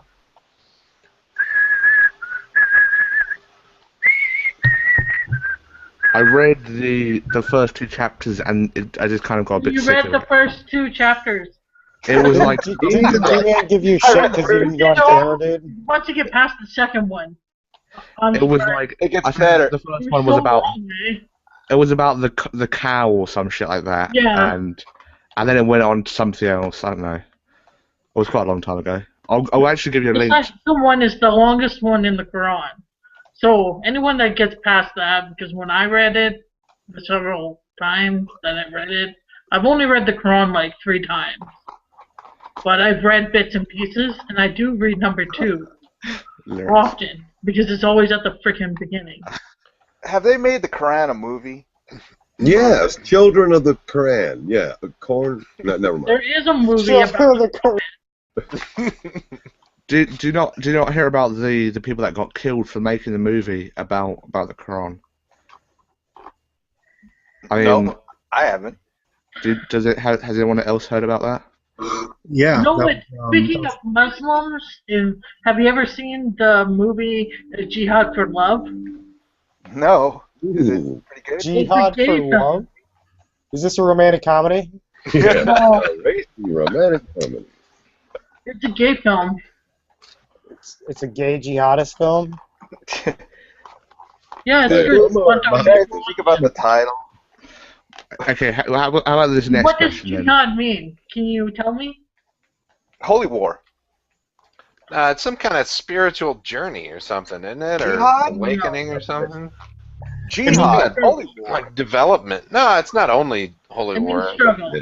Struggle. There you go. I mean, struggle or my struggle, kind of like Yeah. Mein Kampf. It's a pity party. That's what it is. For me. Jihad pity party. No, Lindsay, you're fine. I mean, it doesn't matter what religion or ideology you ever pursue, because I mean, you're a Western person. You have, the application of law is strong where you live, and you've got a different set of expectations from society. I'm totally cool with it. You do whatever you want. So that would fix the I problem, love right? you, Eric. You're my friend. Back at So- you. So Pyong, that's a solution, right? Just to westernize the Middle East, everything would get better. No, I don't. I don't think there is a solution. I don't think you could do that, could you? Because you've got property interests and power bases within that society that are going to try and maintain things just the way they are, because that's how they came to power and they know the rules. Something called tradition. Yeah, tradition. Yeah. So I don't think you could do that, honestly. But as long as we, stay the course here in the West, we'll be all right. I mean, so how are we going to fix up Islam? I don't want Yeah, to no, fix it's the funny fucking- upside down. That's what I'm saying. That's why for homosexual. That's my analogy with the AIDS thing, right? I mean, to me, there's no point in fixing it up. It's just why don't you just get rid of it altogether, or just I think not, yeah. the real thing that'll happen is once the burqa comes off, then you'll start seeing change. And until that happens, there's not really going to be anything. But once that burqa starts coming off and women start feeling a little bit empowered, then stuff will really start happening. Right there. You know, because the feminists, a lot of them are Muslims, and once they get going, there's no hope for us.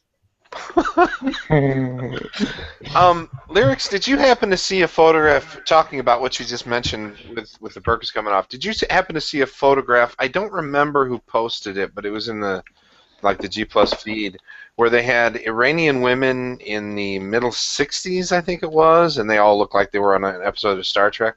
Hot, though, love Persians. And then, like, after the Ayatollah came to power, you know, the Shah fell, and then the Ayatollah came to power, now they all have burqas. You know what I mean?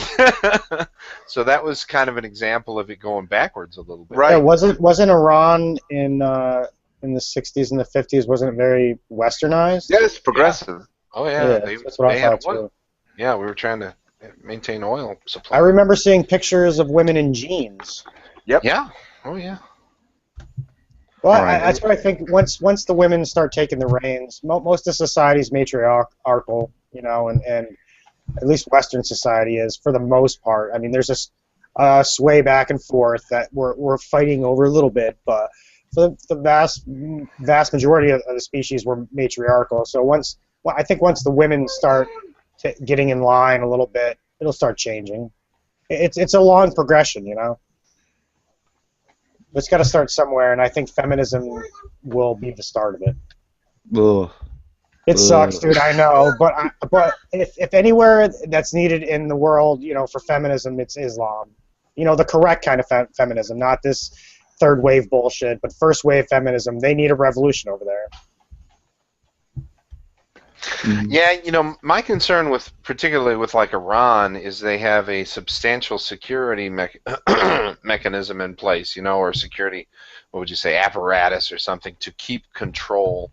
Remember when they were having the, what did they call that? I can't remember. They called it the Green Revolution or something like that. Yep. People took to the streets. Yep. And they got assaulted and kidnapped and slit with knives and, you know, taken away and murdered and all that stuff. So with Iran maintaining a security apparatus like that, I'm just not sure that a social movement would have much impact. Well, what's interesting about the Green Revolution, we're on the subject of feminism, is that it was led mostly by young Iranian women. There you go. So there's that. Yeah. Was that the right phrase for it, Gav? The Green Revolution? Is that what they're calling it? Yeah, like it was like a non-event until that one girl got shot and the video went viral. Neda Sultan, she was an Iranian student who was shot by a policeman in Iran, and it made worldwide headlines. It's kind of funny because, you know, people get shot all the time by the police in America and no one gives a shit. But, you know, I mean, should we? Oh yeah. Well, I think people do give a shit when anybody gets shot. Certainly, some people do.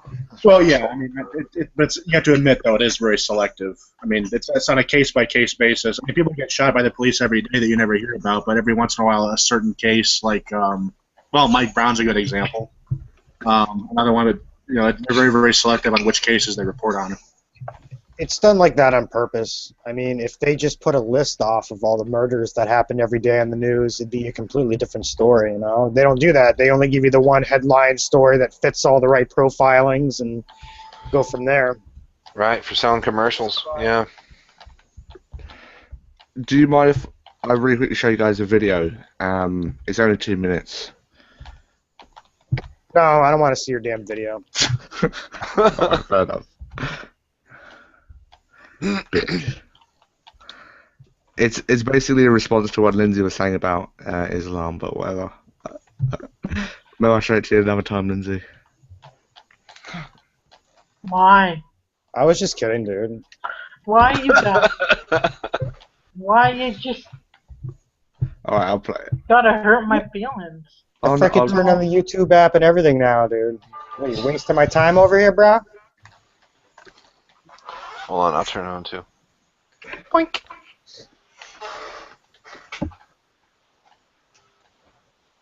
Nothing gross though, okay? I don't want to see any beheadings or impalings or Can you hear? burnings. Oh, it's not that. I'll just play it. All right. I mean, yeah, Lindsay, if you're wondering why Islam has a branding problem, Every now and then, every time we have a conference, every time we invite a speaker, they always can come with the same accusations. This speaker supports death penalty for homosexuals. This speaker supports death penalty for this crime or that he is homophobic. They subjugate women, etc., etc., etc. They're all squirming. Old stuff coming all the time. And we always try to tell them, I always try to tell them that, look, it's not that speaker that we're inviting who has these extreme radical views, as you say. These are general views that every Muslim actually has. Just because they're not telling you about it, or just because they're not out there in the media doesn't mean they don't believe in them. So I will ask you, everyone in the room, how many of you are normal Muslims? You're not extremists, you're not radical, just normal Sunni Muslims. Please raise your hands. Everybody, mashallah, subhanallah. Okay, take down your hands again. How many of you agree that men and women should sit separate? Please raise your hands. Everyone agree. Everyone agree. Brothers and sisters. SubhanAllah. So it's not just these radical sheikhs then. Allahu Akbar. Next question. Allahu Akbar. How many of you agree that the punishments described in the Quran and the Sunnah, whether it is death, whether it is stoning for adultery, whatever it is, if it is from Allah and His Messenger, that is the best punishment ever possible for humankind, and that is what we should apply in the world. Who agrees with that? Allahu Akbar. Are you all radical extremists? SubhanAllah.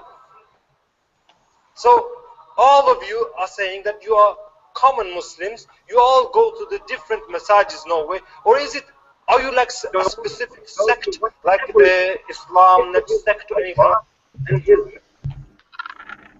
Sorry, yeah, that's basically it. Yeah. Sorry about that. Sorry to that's why I'm not a Muslim. Right, but that's why I see Islam as being harmful, right?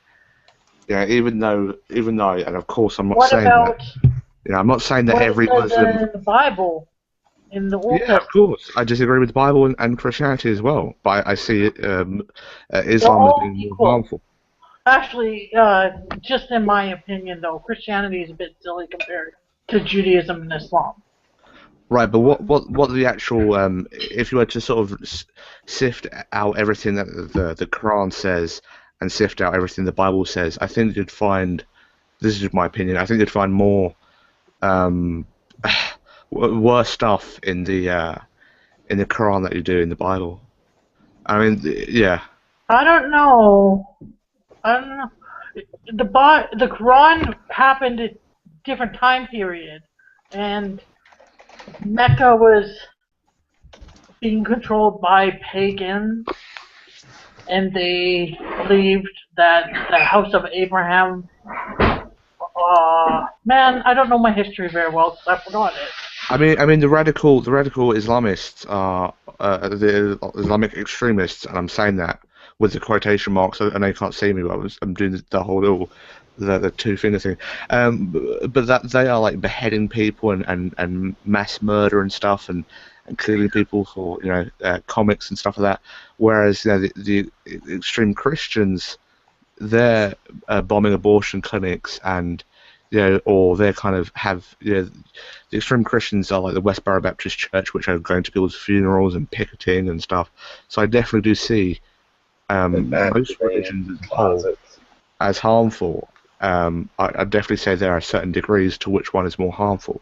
Like Buddhism is almost like a philosophy. It was not even really like a religion, because you can be atheist and you can be Buddhist, right? But I mean, there are some religions that I would even say aren't even that bad, but they're definitely not they're definitely not all equal in the sense of how harmful they are in society, or what you can sort of get from the certain books. And again, not all religions have a certain book, but you get the point. Well, allegedly, Jesus said, "Good religion is to take care of widows and orphans." How does that gel? How does that flush? Yeah, that's pretty good. Good religion, take care of widows and orphans. How about orphaned widows? Why widows though? Why not just? I'm just going to say that I'm sorry that I still have love for my old religion. I just want to apologize if I've offended anyone. Oh, I apologise to you, Lindsay, as well. I know that some of my views can be offensive, and I apologise if I've how upset you. sensitive I am too, maybe. Yeah, I apologise if I said anything. But yeah, that's just my general view of like, I express contrition, 3.5 gallons of sincere contrition, and 2 apologies to each of you for just being me. And listen, it's not just, again, Lindsay, it's not just Islam, it's Christianity and other religions. But yeah, I mean, most I don't really hear people talking that much on here about Islam. Usually, 'cause it's not really affecting them so much. It's usually like Christianity that is the like if Frank had a hangout, and he has the Al-Haf hangouts. I've never been invited to one, but you know what Haq means, right? No idea. It means truth. Ah. Haq. Okay, so Haq. truth. He has truth hangouts. You've never been invited to one. What's the rest of it? I don't. Well, would you say the same shit that you said in my hangout in one of his hangouts? He would fucking behead me. No, Lindsay. I mean, don't take it to heart. I mean, what do you expect? You know what I mean? Green is actually a really nice guy. So I mean. Yeah, or do you know Farhan K on there?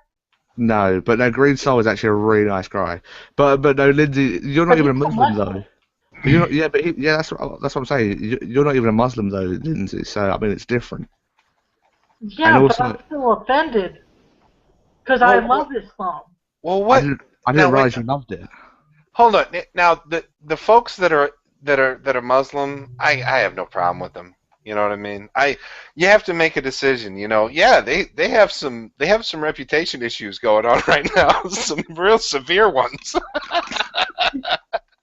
But I have to make a decision in my life what I'm going to do about it, how I'm going to react to all of this stuff that I see on the news. And frankly, if I see a young lady walking down the street with a hijab or whatever, burqa, even a burqa, they want to wear a burqa, go ahead. I'm just going to say hello, say a nice day or whatever, hold the door open for them, or, and that's it. I mean, I'm not going to treat them any differently. So it's just having a little bit of fun, that's all.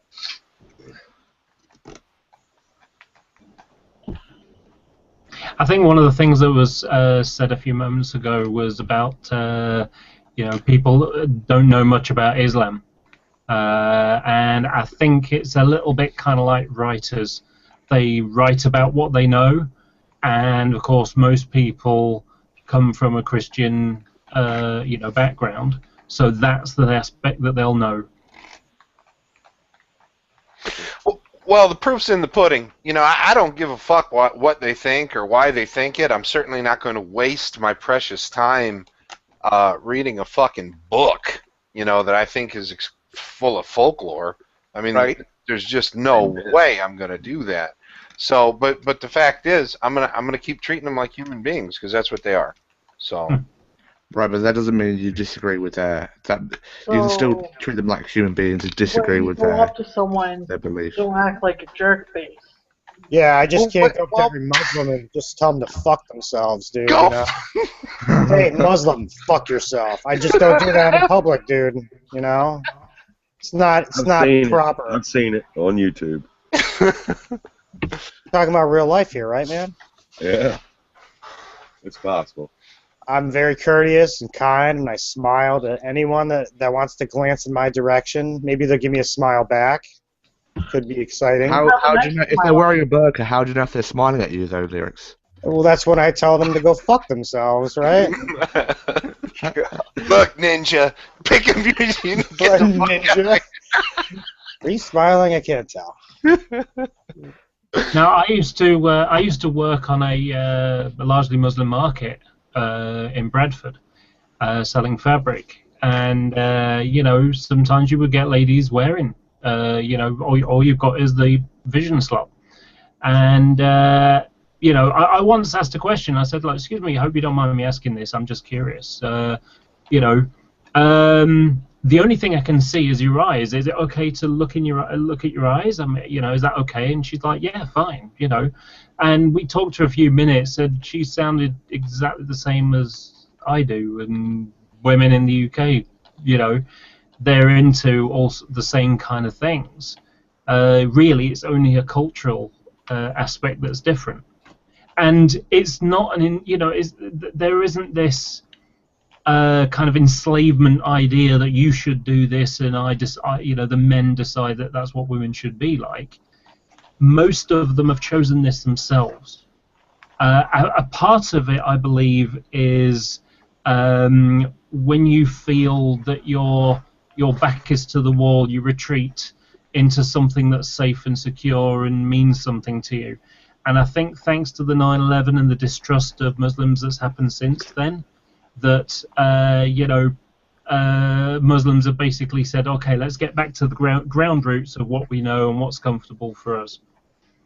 See, I disagree wholeheartedly with one assertion that you just made, and that is that they chose it for themselves. Now, I'm sure that they made the decision, and I'm sure that they can make a decision not to. But without the indoctrination, no one would come to the sui generis or independent conclusion, I ought to wear this fucking burqa. Nobody. True. Well, some women do wear it by choice, and some don't wear it by choice. So it's like.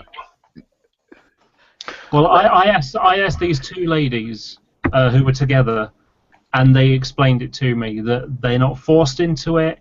It's something they chose to do. Right, I don't think you understood what I said.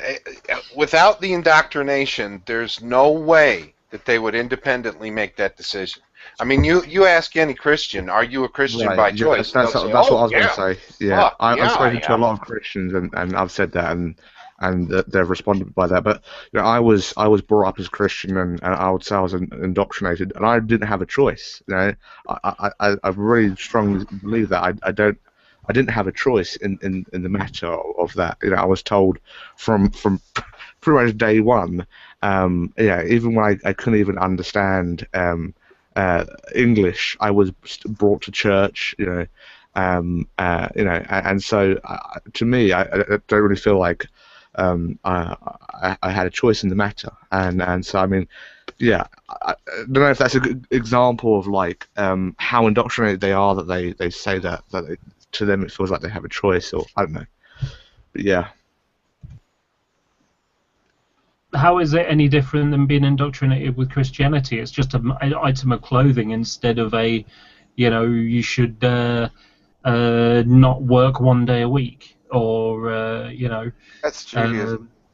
They're both bad though. That's what I'm saying. They're both bad but I mean, there's more. You can see that with.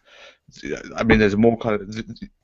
these things are pretty much arbitrary, right? I mean, wear cover yourself and don't show any of your body. Pretty much wear like kind of this sort of bin bag with a an eye slot, and I mean, so I mean, you can see that. I mean, of course, there are the same things with Christianity. Like there are certain and sort of I mean, some Christians try not to have to basically not work on one day of the week.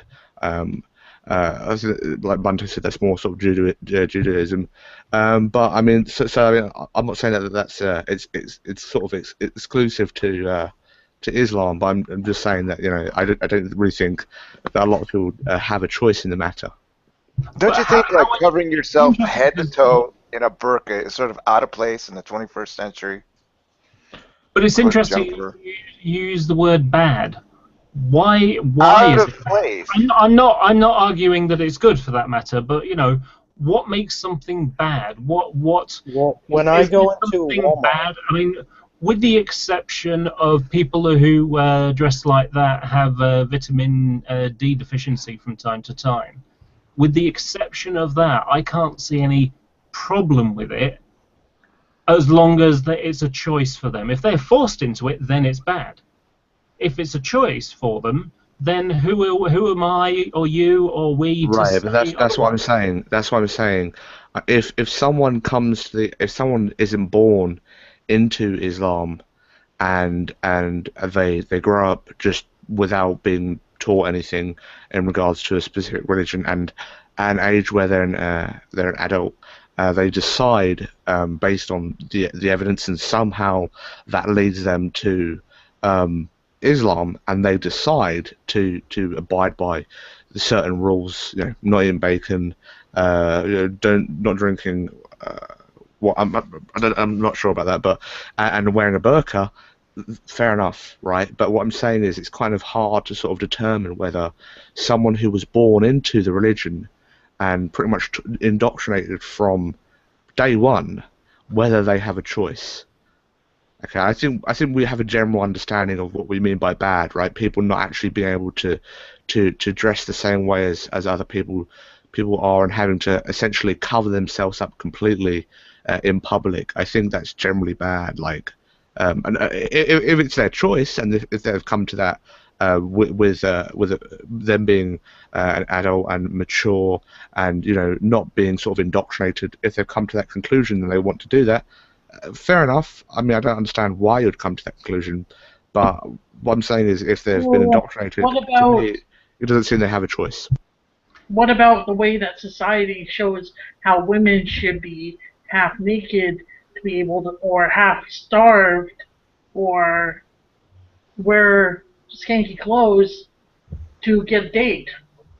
I don't know. Maybe that's your perception of reality of society, but to me, that I don't get that from society. I don't have that I don't see how I'm getting that view. I don't know if that's if you think that's from the media or just a general kind of social stigma. That's like, in order for a woman you to see a girl wearing short shorts and heels, do you think she's a skank, Hades? No. No, I don't make any judgments. I don't make any judgments based on the clothes that someone wears or the amount of money they have or anything like that. I try to But be if very you kind see of someone in a open-minded. burqa, you automatically think that she can't think for herself. No, I don't think that. No, I've never when I said that. walk I into think that. Walmart and I I'm see, misunderstanding you. hold on, Lindsay. The reason why there's a stigma in Western society is because they're completely covered and they look like they're hiding something. When I walk into Walmart and I see a woman dressed like this, and frequently I see many Muslim women fully burqa'd up, the whole thing, like the gown, and I see them like that, they seem like they are an alien almost. Like they're hiding something, and all you see is dress, and it's very hard to trust someone that has that air of I don't feel comfortable around someone that's fully clothed like that, just in general, because there's so much. Because you're not used to it, I guess. I mean, It's yeah. not even that, dude. It's just the fact that it's like she's clothed in it like an armor almost. Right. And, You can't even read. You can't read any facial expressions. You yeah, can't. there's You nothing got you can tell nothing. about this You got woman the besides eyes. Yeah. just a Muslim. That's it. That's the only thing that you get off that person. And people that are like that are to me are kind of scary, that they identify so much with themselves that they'd willingly, especially in Western society where I'm at, where they would willingly like look like this, kind of look like Darth Vader almost, you know, dressed up in like a costume almost. Yeah. It's true though. It's weird. Like they have the huge gown. It looks like shit from like 400 years ago, and you see this at Walmart, and you're like, wow, this is kind of ancient. I mean, there's no expression there. It's You're mostly Scary, dude. I don't know. I get a little. Because hijab is barred. Hijab is obligatory. Niqab is considered sunnah, but burqa is like just the ultimate modesty, I think. Because no one can see you. Not even your eyes. Because burqa is a veil over your eyes. You can see out, but they can't see in. It's all about modesty. Well, okay, yeah, I mean, yeah, I don't know, yeah, I don't think it's very modest. I would say it's modest to wear kind of like a burqa, but I don't know. I mean, why don't they have the same standards for men? Muslim women have this idea of men. They think men are pervs. Yeah, I mean, They're right. Yeah, I know they're right. That's why Islam portrays men as pervs too, because a woman can't even lead a prayer because a man would check out her behind while she's prostrating. Like, what kind of image does a man have in Islam if he's like that? Like, you can't even control your own sexual desires. Dude, I check out all girls' asses. I don't. They could be 80 years old and I'd check out their ass. I mean, that's just being a monkey. You know, there's nothing I can do about that. I don't know. I'm in a room full of men. So. Hey, human beings are beautiful by default. You know, Yeah. they just are, and they're just interesting. They're interesting. It's okay to check them out. You know. Hey, Lindsay. Thanks for your hospitality. Good to see you. Oh, Tommy, you're always welcome in my hangouts. Thank All you. of you are. Only a couple people are not welcome, like Revelation News, Christian Hillbilly, Brett Keane. Just, scum. I don't like scum in my rooms. Reuven, what's that? What's that's a bit of a. I thought something was going to pop out at me then. Sorry. Lindsay, why do you not like Brett Keane? Because he's a slime ball. What about Revelation? He's a hypocrite because he talks about preaching love, and yet he came into one of my hangouts and cursed me out for being bisexual, where I called him a motherfucker. So, until he apologizes to me, he's on my bad list. Can't see that ever happening. Yeah, his loss. How can he sit there and like say that stuff about you and then go into Nadia's hangout and love her? I know. Yeah, the only real difference is that Nadia will just take it. Well, he doesn't care about Nadia. Like he supports her, I guess now or something. I don't know. I've seen him like say he was okay with gay people or been fine with them before. Maybe he just doesn't like you. He's a scumbag. I don't know. It was my first hangout I ever had. It was an off-air one, and I don't know.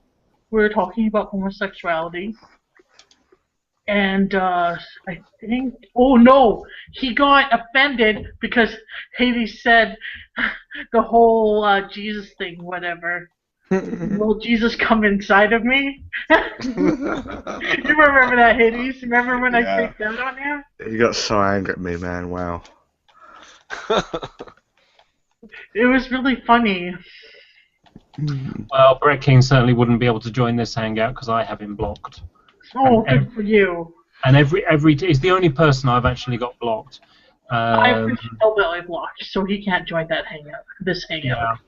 What, You know, I get a certain amount, just a tiny bit of joy every time I've got the, you know, the G Plus thing, and it's got the Hangout thing, and I just get this pop-up saying you have, you know, Brett Keane radio, TV, whatever it is, blocked. Are you sure you want to continue this? And it's like, you know, unblock, continue, to block, and it's a just disappointment that they don't have. Hell yes, I still want to block. Yeah, I got that today when I was going to enter Down Corners hangout. Christian Hillbilly was in there. Oh, but you would like to still be a part of this hangout even though you have so-and-so blocked. Unblock in big red. Unblock. And I'm like, no, I'm just going to leave this hangout.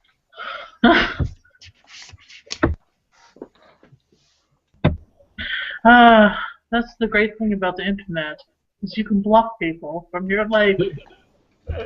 Christian Hillbilly was a funny one a few weeks ago because he's talking to Fiona and talking about their faith and like what they believe in and things like that. And then she says, "I'm a Catholic." He's like, "Oh no, you're not a proper Christian at all." And suddenly he reverses it, flips it over.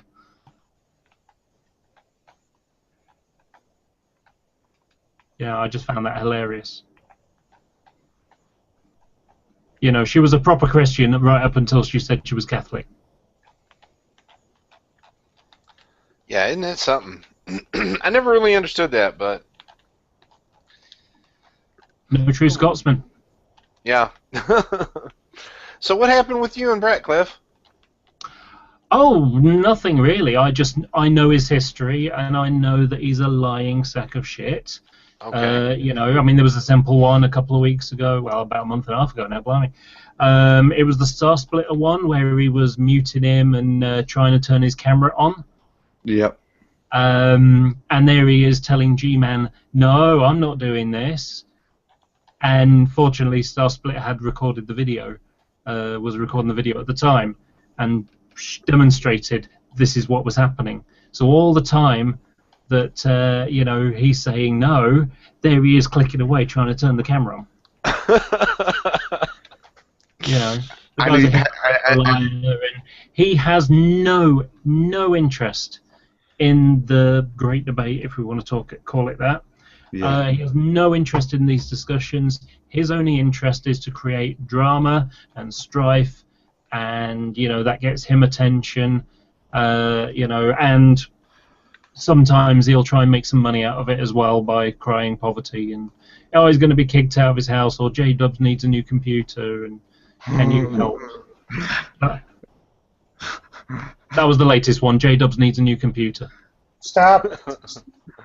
What, so he can have multiple stock accounts and false flag people? Is that why he needs a computer?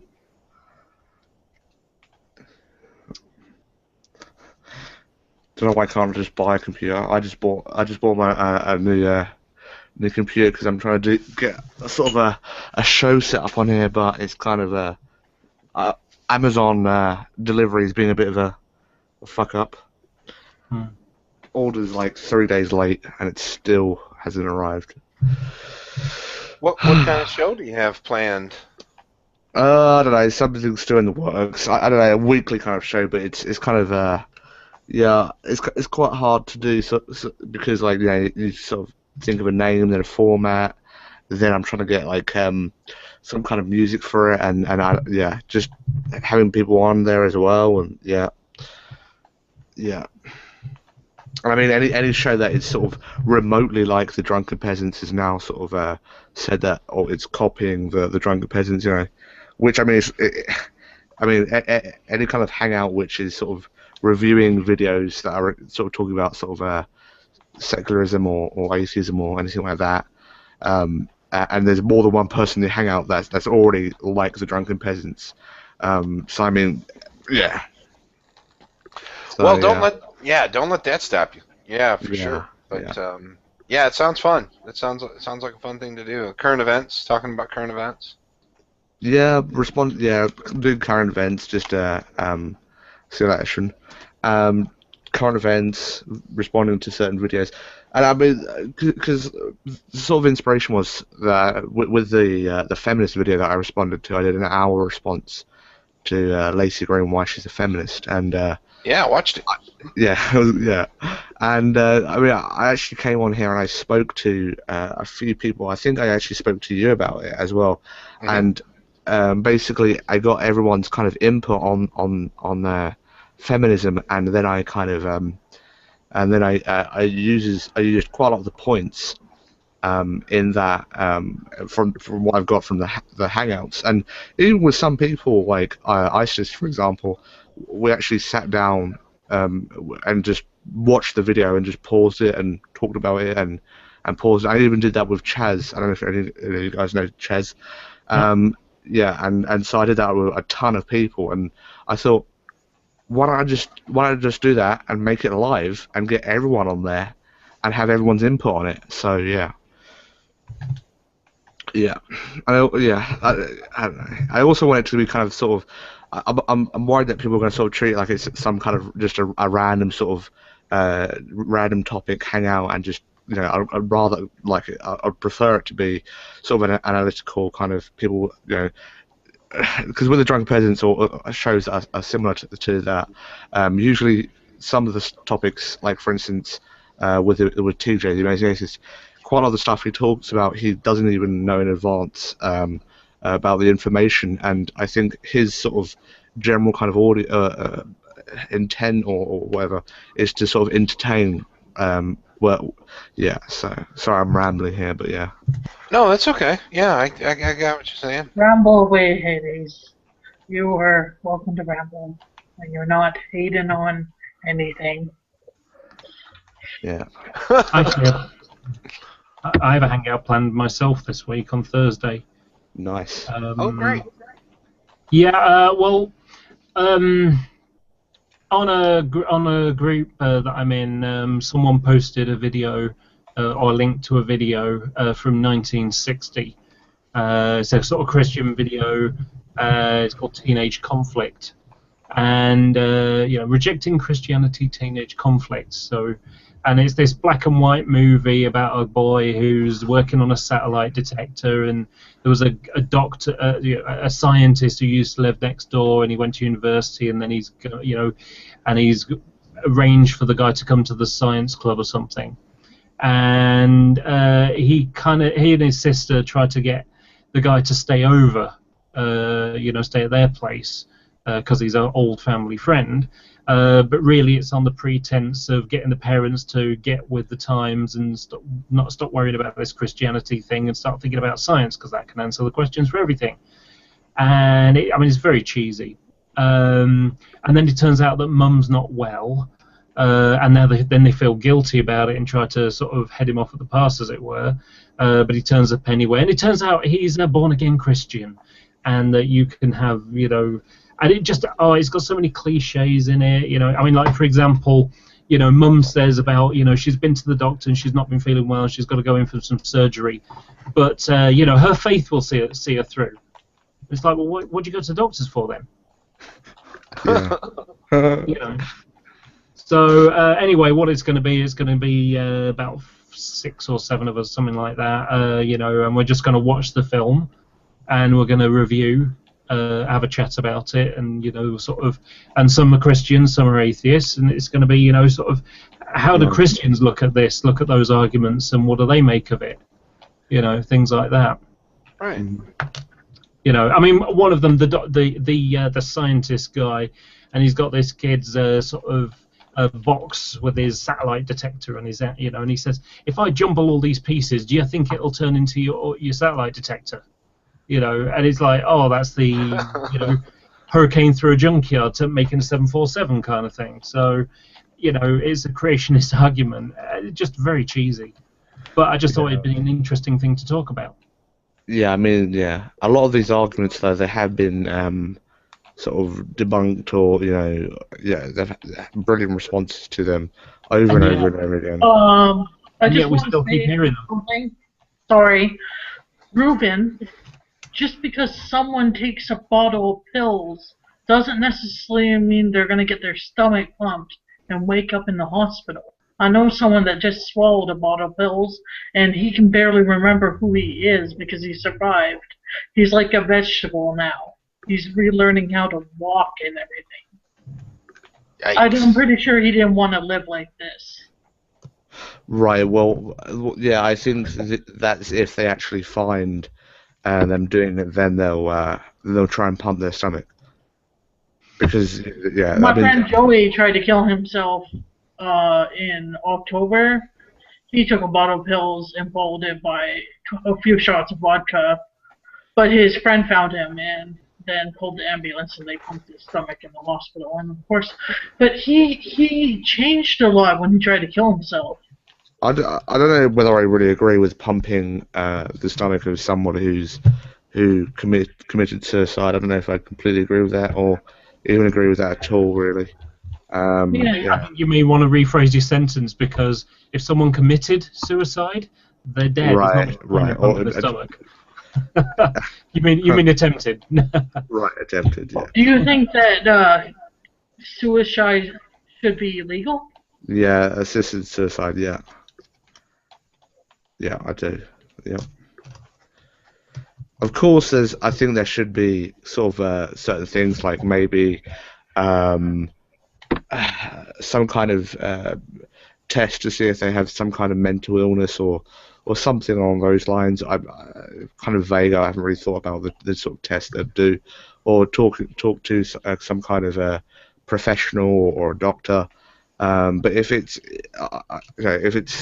if they really are sane and they're not kind of suffering from something like that would sort of not influence the choice, but I don't know how to phrase it, but you get what I'm saying. Like, then I don't see what the problem is really. I mean, it's their body, it's their life. If they want to do that, then it's up to them. I mean, some people can rationally, and I've met people who rationally and reasonably said, I would prefer not to be alive. And to me, I can't understand it, but but I do believe there are people that are completely sane and don't have any kind of mental illness or anything along those lines, and they really weigh up the things and they go, oh, I'd rather not be alive. My life is Puberty's pretty hard, dude. Puberty's hard for some kids to adjust to. Some kids have a harder time grasping with their emotions and the testosterone boost or the estrogen boost. Some have trouble. That's where that's like the time where I thought the most of having these feelings, when my chemicals were all out of whack. Now that I'm an adult, it's kind of chilled out, so I'm more mellow and I'm not going all over the place. But when I was a kid, from like 14 to 18, man, I was an emotional basket case. I don't know how. So yeah, maybe you could put. I'm not saying like that it should be sort of. Maybe you could put restrictions on it, so a certain age that'd be kind of fairly hard to measure. But I think I definitely think that there can be people that can analyze their situation and say, I have no reason to live. I prefer not to be alive. And for them to, I believe they right to kind of arbitrary, but I believe they do have the right to. That's kind of ironic, but I believe they do have the right to end their life. It's their life, and if they choose that, then yeah. Yeah, I agree with you. I had an acquaintance of mine, Terry Hansen, who had I want to say Lou Gehrig's disease, and he killed himself. He asphyxiated himself in a car, and he was one of the. Have you ever heard of the Hemlock Society? No. It's a euthanasia group where people say they want to die with dignity, that sort of thing. And yeah, I think that in Terry's situation, I think it probably would have been would have been better for him if there was some kind of organized structure for that. But yeah, I think it's a recognition of. I totally agree with what Lyric said. When you're a teenager and you think, oh, this girl won't date me. She laughed at me when I tried to ask her out. Man, my life sucks. that kind of thing. Yeah, I don't think people should kill themselves. Right. So there should be Yeah. a sort of an age limit, right? Yeah, I do agree with that. Well, I don't know. Yeah. I don't know age limit, but it's a recognition that we're biological beings and that things can get very bad for us where our life is reduced to suffering. But the typical suffering that is temporal and will pass of being misunderstood as a teenager, I don't think that qualifies as No, I would agree with something. that as well. Yeah. I mean, my personal feeling, I'm a model maker, and if I effectively had some kind of locked-in syndrome where my body didn't work again but my mind was fully functional, I'd rather be dead than have to live that life. Always needing help, always needing someone to look after me, to take care of my bodily functions, put drugs in me or whatever, to keep me alive and working. I'd rather be dead. Yeah, did you hear about that thing that quite a while ago? I think it was like 2 years ago, Cliff, where the guy it was really quite popular. It was in the newspapers where that guy I forgot what he had. It was in the wheelchair and he had to sort of have everything through a straw and. Yeah, that's right. And in the end, Yeah. he went all the way to the High Court, and in the end, they basically said no. And so he just stopped taking medication, and he died of pneumonia 10 days later. Yeah, which I just found completely disgusting. Absolutely disgusting. Which part? Just the fact that he was declined that basic right, in my opinion. I mean, if you actually look at it, I mean, if a dog is in suffering, then we can actually put the dog down. Yet we don't have the same kind of standard for human life, which is kind of a little bit of a shocking thing, really. I think the thing about it is, I think to take the counterpoint, because fairly good with the rhetoric, I suppose, that we consider life as precious, or human life is more precious than animals, and life is better than death in our sensibility. So, death is a permanent thing, whereas life is something you can maybe make changes, or there may be a cure around the corner, or whatever. So I think that's where the difference lies. Right, but I mean, I understand the difference between that I understand what you're saying, but my point was just to show that like when an animal like a dog, for instance, is suffering and say it's lost, been run over, and it can barely live, and it's always in pain, constantly in pain, very very old, then we can put the dog down, but we don't have the right. Not the right, but that sort of I think people would agree that it's kind of a generally good thing. Isn't I don't know how to phrase this. So isn't also a war. I think I know where you're going. The interesting thing about it is, I'm going to go through a weird segue, but it will make sense.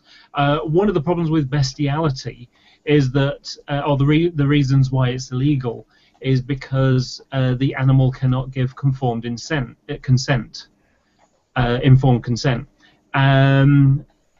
And if you think about it, why do we euthanize animals?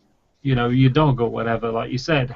Is that able to give informed consent and say, I want to live or I want to die? Yeah, well, I mean, I don't even really necessarily even completely agree with even owning animals in general, because I mean, I've just sort of recently looked into this, but I mean, someone posted on my feed just now of a picture, and I'll actually just screen share. I mean, that's a good function, and I mean, someone, I think it was, I don't want to actually say the wrong person, but I think it was Soccer or someone along those lines, and they said slavery isn't in itself bad. The owning of another human being isn't actually bad. What's bad is the potentials that or the things that can lead to, right? Because you can own a human being, and you can essentially let them live a completely and free life, just as if they weren't owned. But the actual things that can actually happen from owning another person as a human being is why it's sort of generally viewed as, not generally viewed, but why it could be argued that it's subjectively immoral. Well, no, I totally disagree with that, because ownership, and there are property interests that are inextricable from ownership, and yeah, that's. I mean, you might be right on a purely detailed sense, purely technical sense, but that most certainly is an improper evaluation of that, I think. I'm going to hit you with the rhetoric again. And it's a bit of a Red Dwarf one, if anyone is a Red Dwarf fan. And it's the idea of we make these choices for, owning a person as property is not much different than owning an animal as property. And yet we can sort of make decisions about animals, whether we're going to let them live or die, or for that matter, eat them. If we're going to do that to animals and not do exactly the same thing to humans, it's just picking on the animals, isn't it? Right. So I mean, that's a very interesting sort of topic. How do we go about determining whether a certain life is more valuable than the other? Is it based on the level of sentience? Is it based on the sort of appearance of an animal? Right. I mean, so a pig is more intelligent than a dog. Believe it or not, we kill pigs, and so I mean, is it based on appearance? In some countries it's kind of like, for instance, China, it's okay to eat cats and dogs, and I mean, really, what's if I mean, if we're killing cows and sheep and pig, what's wrong with killing cats and dogs? So I mean, it really is how you value.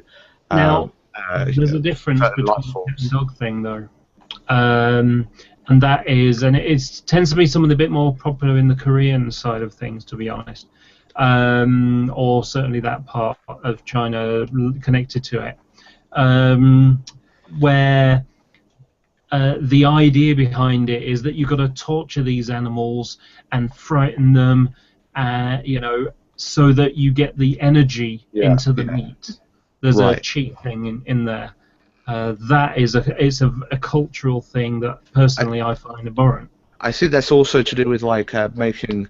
I think that's also actually making you become more muscular, because I think it's something about when you sort of torture the animal or scare the animal, they release. I don't know if it's testosterone or something like that, and then it's endorphins, more. That's for sure. Right, yeah, or something like that, yeah. So yeah. But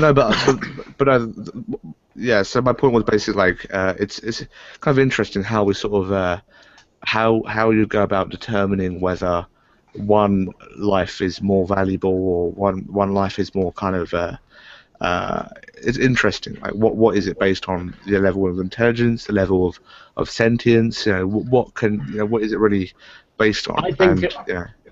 I think it's pretty simple. I think it's based upon us wanting to fill our bellies with meat. I mean, my compassion for an animal isn't limited to my estimation of its intelligence, or how cute it looks, or I mean, in the UK we don't eat horse, but I've lived in Germany and we did eat horse. In fact, horse burgers taste awesome. They're fantastic. But I think the big difference is that if there was a way to synthesize meat so that we didn't need to eat animals anymore, I would go for that, no problem at all. I don't eat animals because there's because I think eating animals is great. It's just I like the taste of the meat. And as I said, if there was a synthetic version that looked and tasted and had the same texture, then I would jump to that in a heartbeat, obviously provided that it wasn't as expensive. Yeah. Cheaper, or even better. Ben, your question about how we value something is almost like my consideration of that is it's a moral question, and so it has to do with human societal expectations. and whatever human societal expectations we have in our particular culture, where we're going to be able to maintain our position in our culture and not be, threatened with being tossed out or ridiculed or losing position or something like that. I think that's where the value is, unfortunately. I've had the same considerations because I don't like destroying any sentient being, even really insects, but obviously I don't have a compunction about I have to eliminate pests in my house, for example, and I'll trap mice and that sort of thing, but I never really like it, and so I've had my own considerations about sentient beings. Yeah, But I mean, yeah. I think it Sorry, does go on. boil down. I think it does boil down ultimately to how we view ourselves as human beings, and even more importantly, although it may not seem this way, it didn't seem this way to me at first. More importantly was how other people, if they knew how we were doing, or what we were doing to animals, how they would think about it. Yeah, I think for me, yeah, I would agree with that a lot. Yeah, because you can see in sort of even in different societies and cultures, they have completely different standards for what specific animals are okay to eat. So yeah, I do agree with that a lot. But I think for me personally, though, it's based on sentience a lot. I mean, how sentient an animal is. I mean, there are some animals that almost feel absolutely no pain. There are some fish that aren't very sentient, really. There are some fish that even show emotions of fear. They even show that they have that kind of a emotion of being afraid. But I mean, I think that's the main thing. I guess when you're looking in terms of actually just dealing with animals, that's sentience is a huge thing that factors into it. Whereas just value of animals in general, like or life forms, I guess, it is very hard to sort of determine which life form is. Yeah. I actually think it's a lot more simple. I think again it just comes down to putting food in our tummies.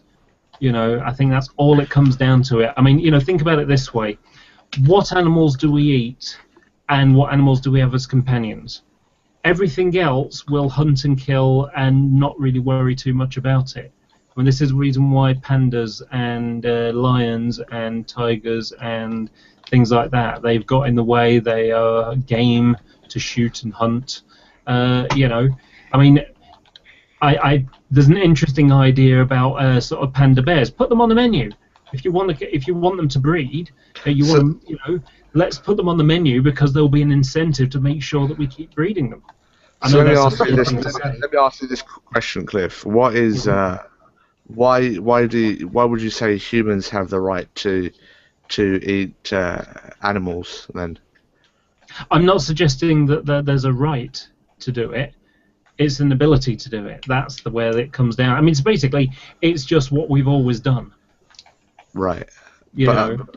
I mean, what gives the lion the right to hunt the buffalo? Yeah, I mean, I think that there's a difference there because I mean, we are much more intelligent than a lion, right? I mean, I don't think you can sort of equate us with a lion. I mean, we're able to actually. I would say, firstly, a lion doesn't really have. A lion can't survive on a diet that isn't, purely meat, or it's lions are carnivores, so it's not an option for them to eat, just grass or whatever. Yeah. Well, in fact, there was an offensive one about a year and a half ago.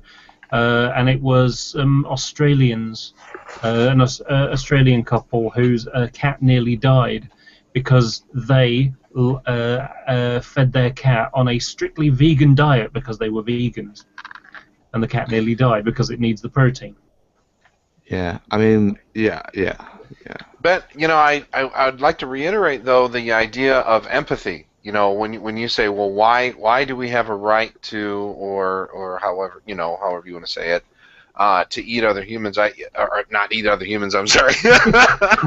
Soylent Green. Yummy. Pyong's revealing his secrets. I know, right? I've been busy. Got a couple people in your basement, buddy? But to eat other things, it's empathy. Even empathy for animals, which I think is fantastic. But ultimately, I think empathy is derived from the fact that we are a social species. Empathy is a utilitarian characteristic that we have, so that we can stay in a group. So, but no, I agree with you. I think I have an overcharged empathy gland or whatever myself, because if it comes to killing mice. Oh, that's what I was going to say. Pardon me. I don't mean to run on here, but I had a situation where I had a mouse in the house, and I feel terrible about killing it. But is that a bit like a moose loose about this hoose? a little less damaging, I'm sure. But I couldn't leave it be. I mean, you just can't have mice running around in your house, and they defecate everywhere. You just can't do it. So, yeah. And I felt terrible about it. I would say there was a difference, though. I'm not going to eat the mouse. I'm not going to eat my dog either. So I think it goes maybe a little bit beyond food, like Cliff was saying. Not to be contrary, though, Cliff. I understand what you were saying. I agree with you.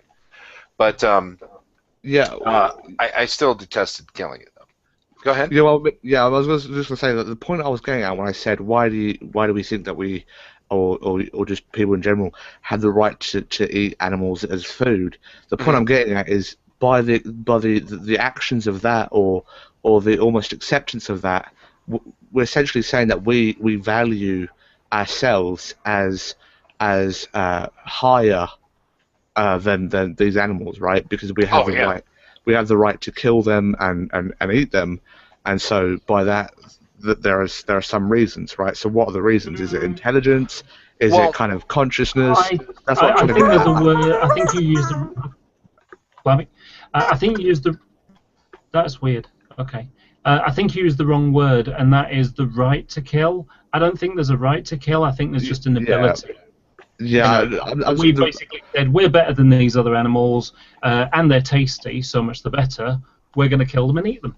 And if we don't kill them, we'll just put them on the wall, their heads on a wall, or we'll just have them as companions around the house, cats and dogs. Right, but the actual actions of killing them is almost like it's okay for us to do that.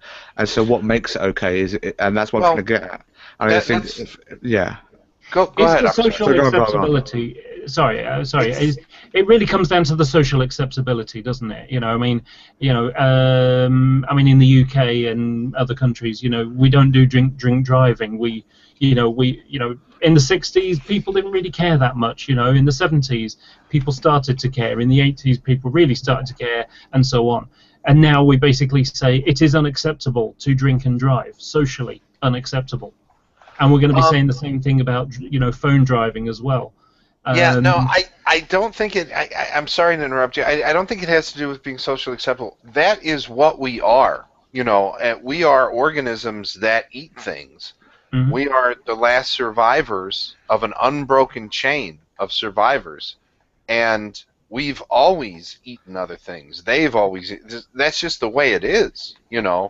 And of course we're going to act to survive. Because that's instinctive. But we are now at a time in a sort of a society or progression that we don't actually need to kill certain organisms because there are difference, and the main difference is I guess sentience, right? When it comes to actually killing, I mean that's the main thing, right? The actual ability to feel and pain, I guess. I don't think that's the actual correct definition, but it's along those lines of sentience. So I mean, and of course it's not actually able for, and it's never been kind of never been an option, right? I mean, when we were sort of cavemen, it's not like let's just actually not kill animals and just survive off other stuff. That's completely ludicrous, but now in the sort of society that we live in today, I think it is possible, definitely possible, and it's an optional thing, really. So yeah. Well, but again, your empathy does you credit, but I don't think it's even an issue. I mean, could you imagine a regime where something is outlawed from being, like certain animals are outlawed from being eaten? Yeah. Well, I mean, I mean, I guess we have that now, actually, like Cliff was saying before with the horses.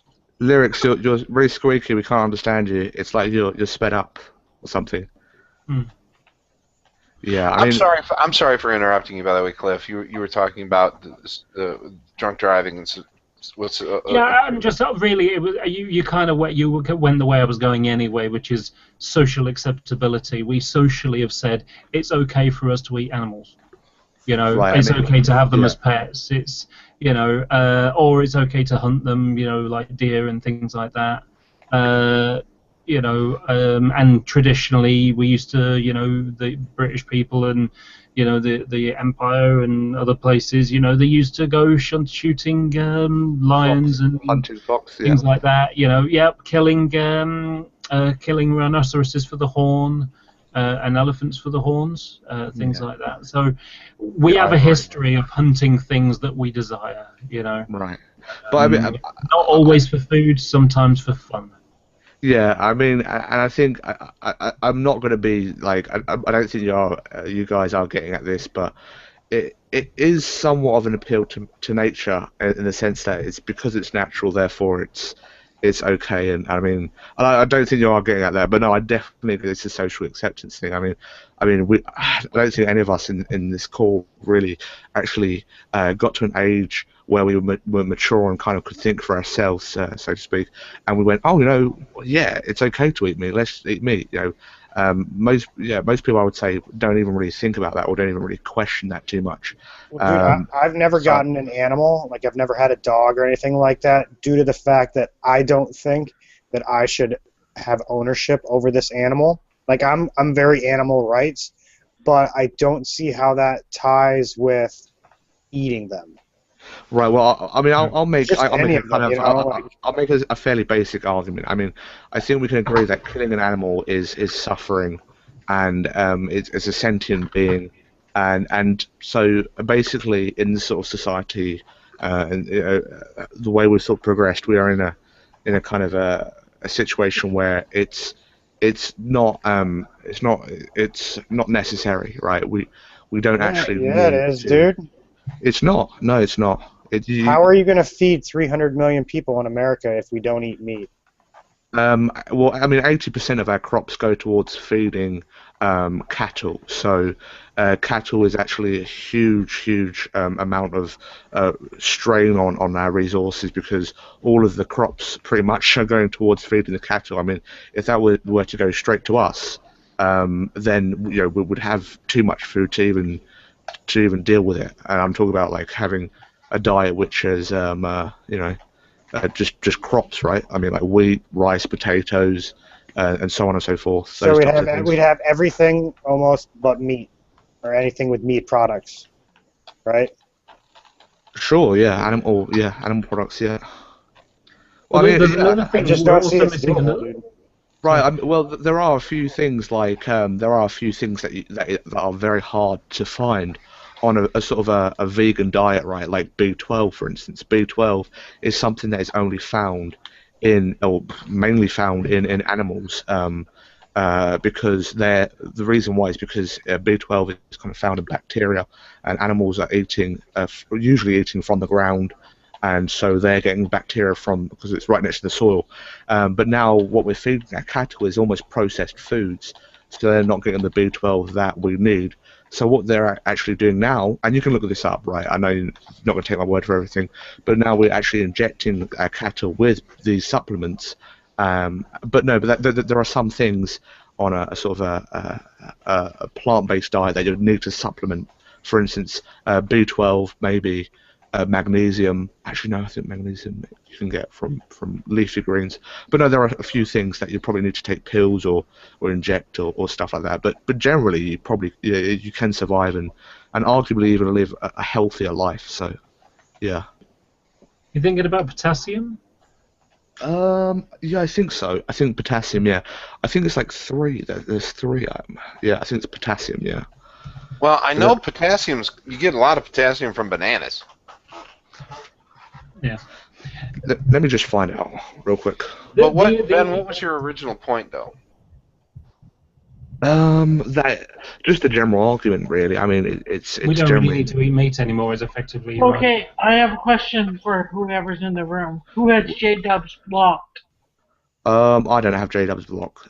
J-Dubs. This is kind of my opinion, in all honesty. I know I don't want to kind of harp on, but to me, I find just general kind of eating animals kind of unjustifiable in most cases, right? I mean, that's just me, and it's kind of, I've looked into it, and it is kind of subjective, because even justification, by the definition, it's good reason, right? I mean, good is kind of subjective even by itself, but for me, I think some people can justify it. Some people actually need meat to survive, right? They have a certain condition where they actually need meat to survive. But Lindsay, I don't have J-Dubs blocked. Does anybody else? Who has? Cliff, you have J-Dubs blocked? No, but then again, the Brett Keane one could be J-Dubs. Who knows? Yeah, and even if someone does, if they unblock him, it will take about an hour to be honest, I mean, what is J-Dubs going to have to offer? Oh, I have no brilliant. I idea was who just about to say that. J-Dubs is. I can't. Well, I can't. J-Dubs is a friend of mine, and I'm just gonna say to him, I'm sorry you can't get into the room. All right, yeah, But I didn't even invite you on our invite list that I could invite you to this room, because you always bitch about why am I invited to these types of rooms? So I don't see why you want to get in now. Right. Fuck it. Just use one of your many stock accounts, J-Dubs. Just use one of your many stock accounts. Yeah, I can always leave. Thanks to him. Because you're here? Oh, Ruben, I like you. Yeah, Ruben probably has it blocked. I really do have a problem with people hunting for sport, though. I don't like that. I mean, I've hunted before. I've hunted for some time. And well, shit, I probably shouldn't say that. It's a little hypocritical of me, because I do like hunting pheasant, and I mean, I always eat them, but yeah, even that's tough. Have you ever? The only thing I've ever had a problem with the hunting thing is that there are far better ways to find food than to hunt them. Now, it's interesting, because I had this conversation in text form on a G Plus hangout, on a G Plus comment thread, because I came across a sort of it was like kids rooms, and you got like one little girl who's got just this room that's just pink, and then there's another kid, and his bed is like a hide, like for bird watchers or something, and he's wearing like greens, he's wearing camouflage greens, and he's got a gun in his hand, and he's got this mask on and everything. It's like, that's scary. I mean, it's going to be an NRA member in the future? I mean, I don't know. So I sort of said, why would anybody... I find this a bit creepy. Why would anybody need to hunt food today when it's... I'm sorry to interrupt you. And Ozzy and a couple of other people said, well, the thing about it is, in Canada, people hunt all the time because, first of all, it's cheaper. But also there's quite a lot of animals, and it keeps the numbers down, otherwise they grow a bit too quick. So it's like a natural culling exercise, I suppose. But it's a kind of throwback to the history of the country. There's hunting seasons. If you're a native, you can hunt all the time because you're allowed. I'm just speaking on Canada's behalf because I am a Canadian. I'm going to make a point that I don't completely agree with, but to me, I mean, there's not much different, because why are you essentially hunting? You're hunting for entertainment, for pleasure, right? So that's basically sort of animal suffering, or I mean, well, part of the time it is. But that's the question, isn't it? Part of the time it must be on a case-by-case basis. I mean, I can see in the UK how you would have that kind of understanding. For sure, and I appreciate that. Just because of the the size of the UK and the population density of the UK, I can't imagine being anywhere in the UK and being more than, what, 45 minutes away from a grocery store? Yeah, quite possibly. Except for maybe the top end of Scotland or something. Yeah, you I was know, just about to say that. Yeah. maybe in the Right, middle right. of Devon or something. I mean, but there the are difficulty places about it is that there are places in Montana where you would have to drive for 4 hours to go to a grocery store.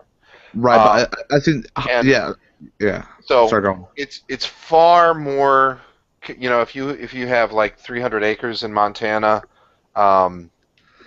it's far more convenient and you're actually self-sustaining to be a steward of the land, to manage. I mean, I really don't. I've heard the stuff about culling, and it's an argument that hunters use, and I've heard it before. Whether you do it or not, I don't know if it's absolutely necessary, because you're just talking about eliminating a nuisance or the convenience or lack thereof of a particular animal. So I don't think that outweighs, like what Ben is saying with the Without suffering. culling in Texas, there's a huge pig problem in Texas, and if they don't cull the pigs in certain areas, they will destroy the crops. Right. No, I totally agree. My father experienced that in Wisconsin as well. He's got wild hogs up there, and they tear up the crops, and they eat the turkeys and all this other stuff. Yeah, it's terrible. Sorry, no. All I was thinking of, what do pigs like? Cheese? Cheese. Wisconsin. I think it's corn. Oh, dairy state. Right? I got you. I see what you're saying. But They got great cheese up there. I've seen the Green Bay Packers and the hats they wear. Yeah, But again, to address your point, John, I was just going to say, like, I think, yeah, of course, yeah, in America there are a lot of situations where hunting is actually just for food and it's not really a sport. But I think there generally is sort of hunting for a sport, right, for entertainment. It's what people like to do on the weekend, or it's kind of like their sort of a way of, I don't know, they just enjoy doing that. And, Well, and I can't speak for other people. I think, yes, you're right. I think people get into the lifestyle, where they've got guns and they have this idea of self-sufficiency. And of course, 90% of the time or more, they're locked into our society, where you're probably absolutely right. We could get by without hunting for sure. But I can't speak to that. The only thing I can speak to is my experience. I liked pheasant hunting, I have to admit that. But the rest of it, like deer hunting, squirrel hunting, rabbit hunting, I didn't like. I didn't like killing the animals. I did it, but I never enjoyed it. But it was a skill, it was actually kind of sad to kill these things. But two things I would like to mention, though, Ben. I did it because it's a skill. If I would ever have to hunt for food, I could do it. You know what I mean? I know I could kill a deer or whatever, and dress it and eat it. But beyond that, when you said about the suffering of the animal, that was one thing that we always attempted to mitigate, if it was at all possible. We wouldn't take a bad shot. We'd always try to do a heart shot, and then once the animal was down, we'd try to get to it immediately and put it out of its misery. So we were cognizant of that. Is it? And I hesitate to use the word humane just because of the subject matter, but is it more humane to have cows, lined up in a 3x4 pen for all their life, with their heads sticking out, just feeding them grain? Or is it better for an animal to live free and then die quickly? I don't know. Yeah, I mean, I do think there are. I think generally there is actually really, in most cases, no really kind of humane way to kill an animal in the sense of the act itself. You should watch something called Temple Grandin. Yeah, there was a movie I watched called Powder, where the guys were hunting. I don't know if you ever seen it, but the powder-looking guy actually grabbed one of the hunters and put that hunter in the body of the deer that was dying. And that kind of struck. Like, I don't know, if you don't have to hunt, I know back then, yeah, it was a skill because it was something that we had to do. But I think in our times right now, maybe it's unnecessary. To kill for sport, I don't know. It sounds pretty morbid. Is it unwise to unlearn these skills as a species in general? I think we could pick it back up if we have to. Right, but I think we can even learn without actually having to kill animals. Like, I'm sure, like, if you really sort of believe that there's a possibility that we won't be able to sort of farm crops and like, I don't know, nuclear bomb goes off or something like that, or something where we pretty much have to live off the land and we have to go around with sort of and yeah, essentially live off the land. We can. I'm sure we can learn. I'm sure we can learn. Here's a big question out of that, though. Let's make a hypothesis that in 20 years' time that we decide that killing animals is not cool, and that we have synthetic products, and then we have a nuclear war or meteorite hits or whatever, and that we now got to have a hunter-gatherer subsistence system. How quickly will it take us to learn to sort of remove the shackles of empathy when it comes to survival? Well, it'll take just as long as it is to die from hunger. Yeah, that's right. Yeah, I agree. As soon as you see your kids starving, you'll fucking, or you yourself, you'll fucking kill them. Yeah. I mean, but it's hard. It's not something that should be taken lightly. Yeah. Right, but there's something I do want to mention though, because and it's to go back. I was going to say it before, and it was the hunting for sport. And there's something that became an issue in the UK and still is in a few places, and that is fox hunting. Yeah. And the fox hunting thing is an interesting one because it's as much a aristocratic class thing as it is a pest control problem. And sort of the animal rights types are saying, well, it is obscene to chase an animal all the way through the countryside until it is completely exhausted, and then the dogs have managed to catch it and rip it to shreds.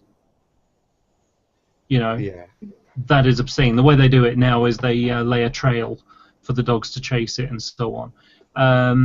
But it's a different standard, and as I said before, there has been this class struggle thing because you basically got a bunch of posh people with red coats and and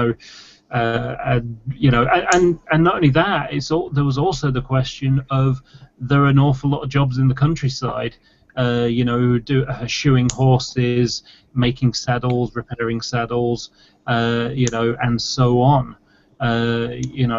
breeding dogs. So there's a whole industry created through that as well. Are those jobs going to have to go as a result of that? I would. I have the same situation in my native land in Andalusia where they do bullfighting, which I think is extremely cruel. So definitely, I know it's a tradition, but I think it needs to stop. I think we have to move past that. I know that there's something where man versus animal, that type of thing, but they made it into a sport, so I think it's unethical, actually. I agree. I mean, hunt to kill because you need the food, or because it is cheaper, or it keeps the animal rate down, fair enough. To kill for sport, for fun, I think is unacceptable. And there's another one that's been a bit of an issue in the UK. We've had a bovine tuberculosis problem, and that it's been blamed on badgers. But the amusing thing about it is that it's actually the cows that gave the tuberculosis to the badgers, which then spread it to other cows. And so they've had to have they tried to have a cull, but it wasn't effective because there's always one or two get through, and if one or two get through, then they're able to spread and have more more offspring and continue to spread and expand. So it doesn't work. it's more a political thing than it was anything else, because I think it was something like £100 million is spent every year by the government compensating farmers for the loss of animals, thanks to bovine tuberculosis. In fact, some Chinese researchers have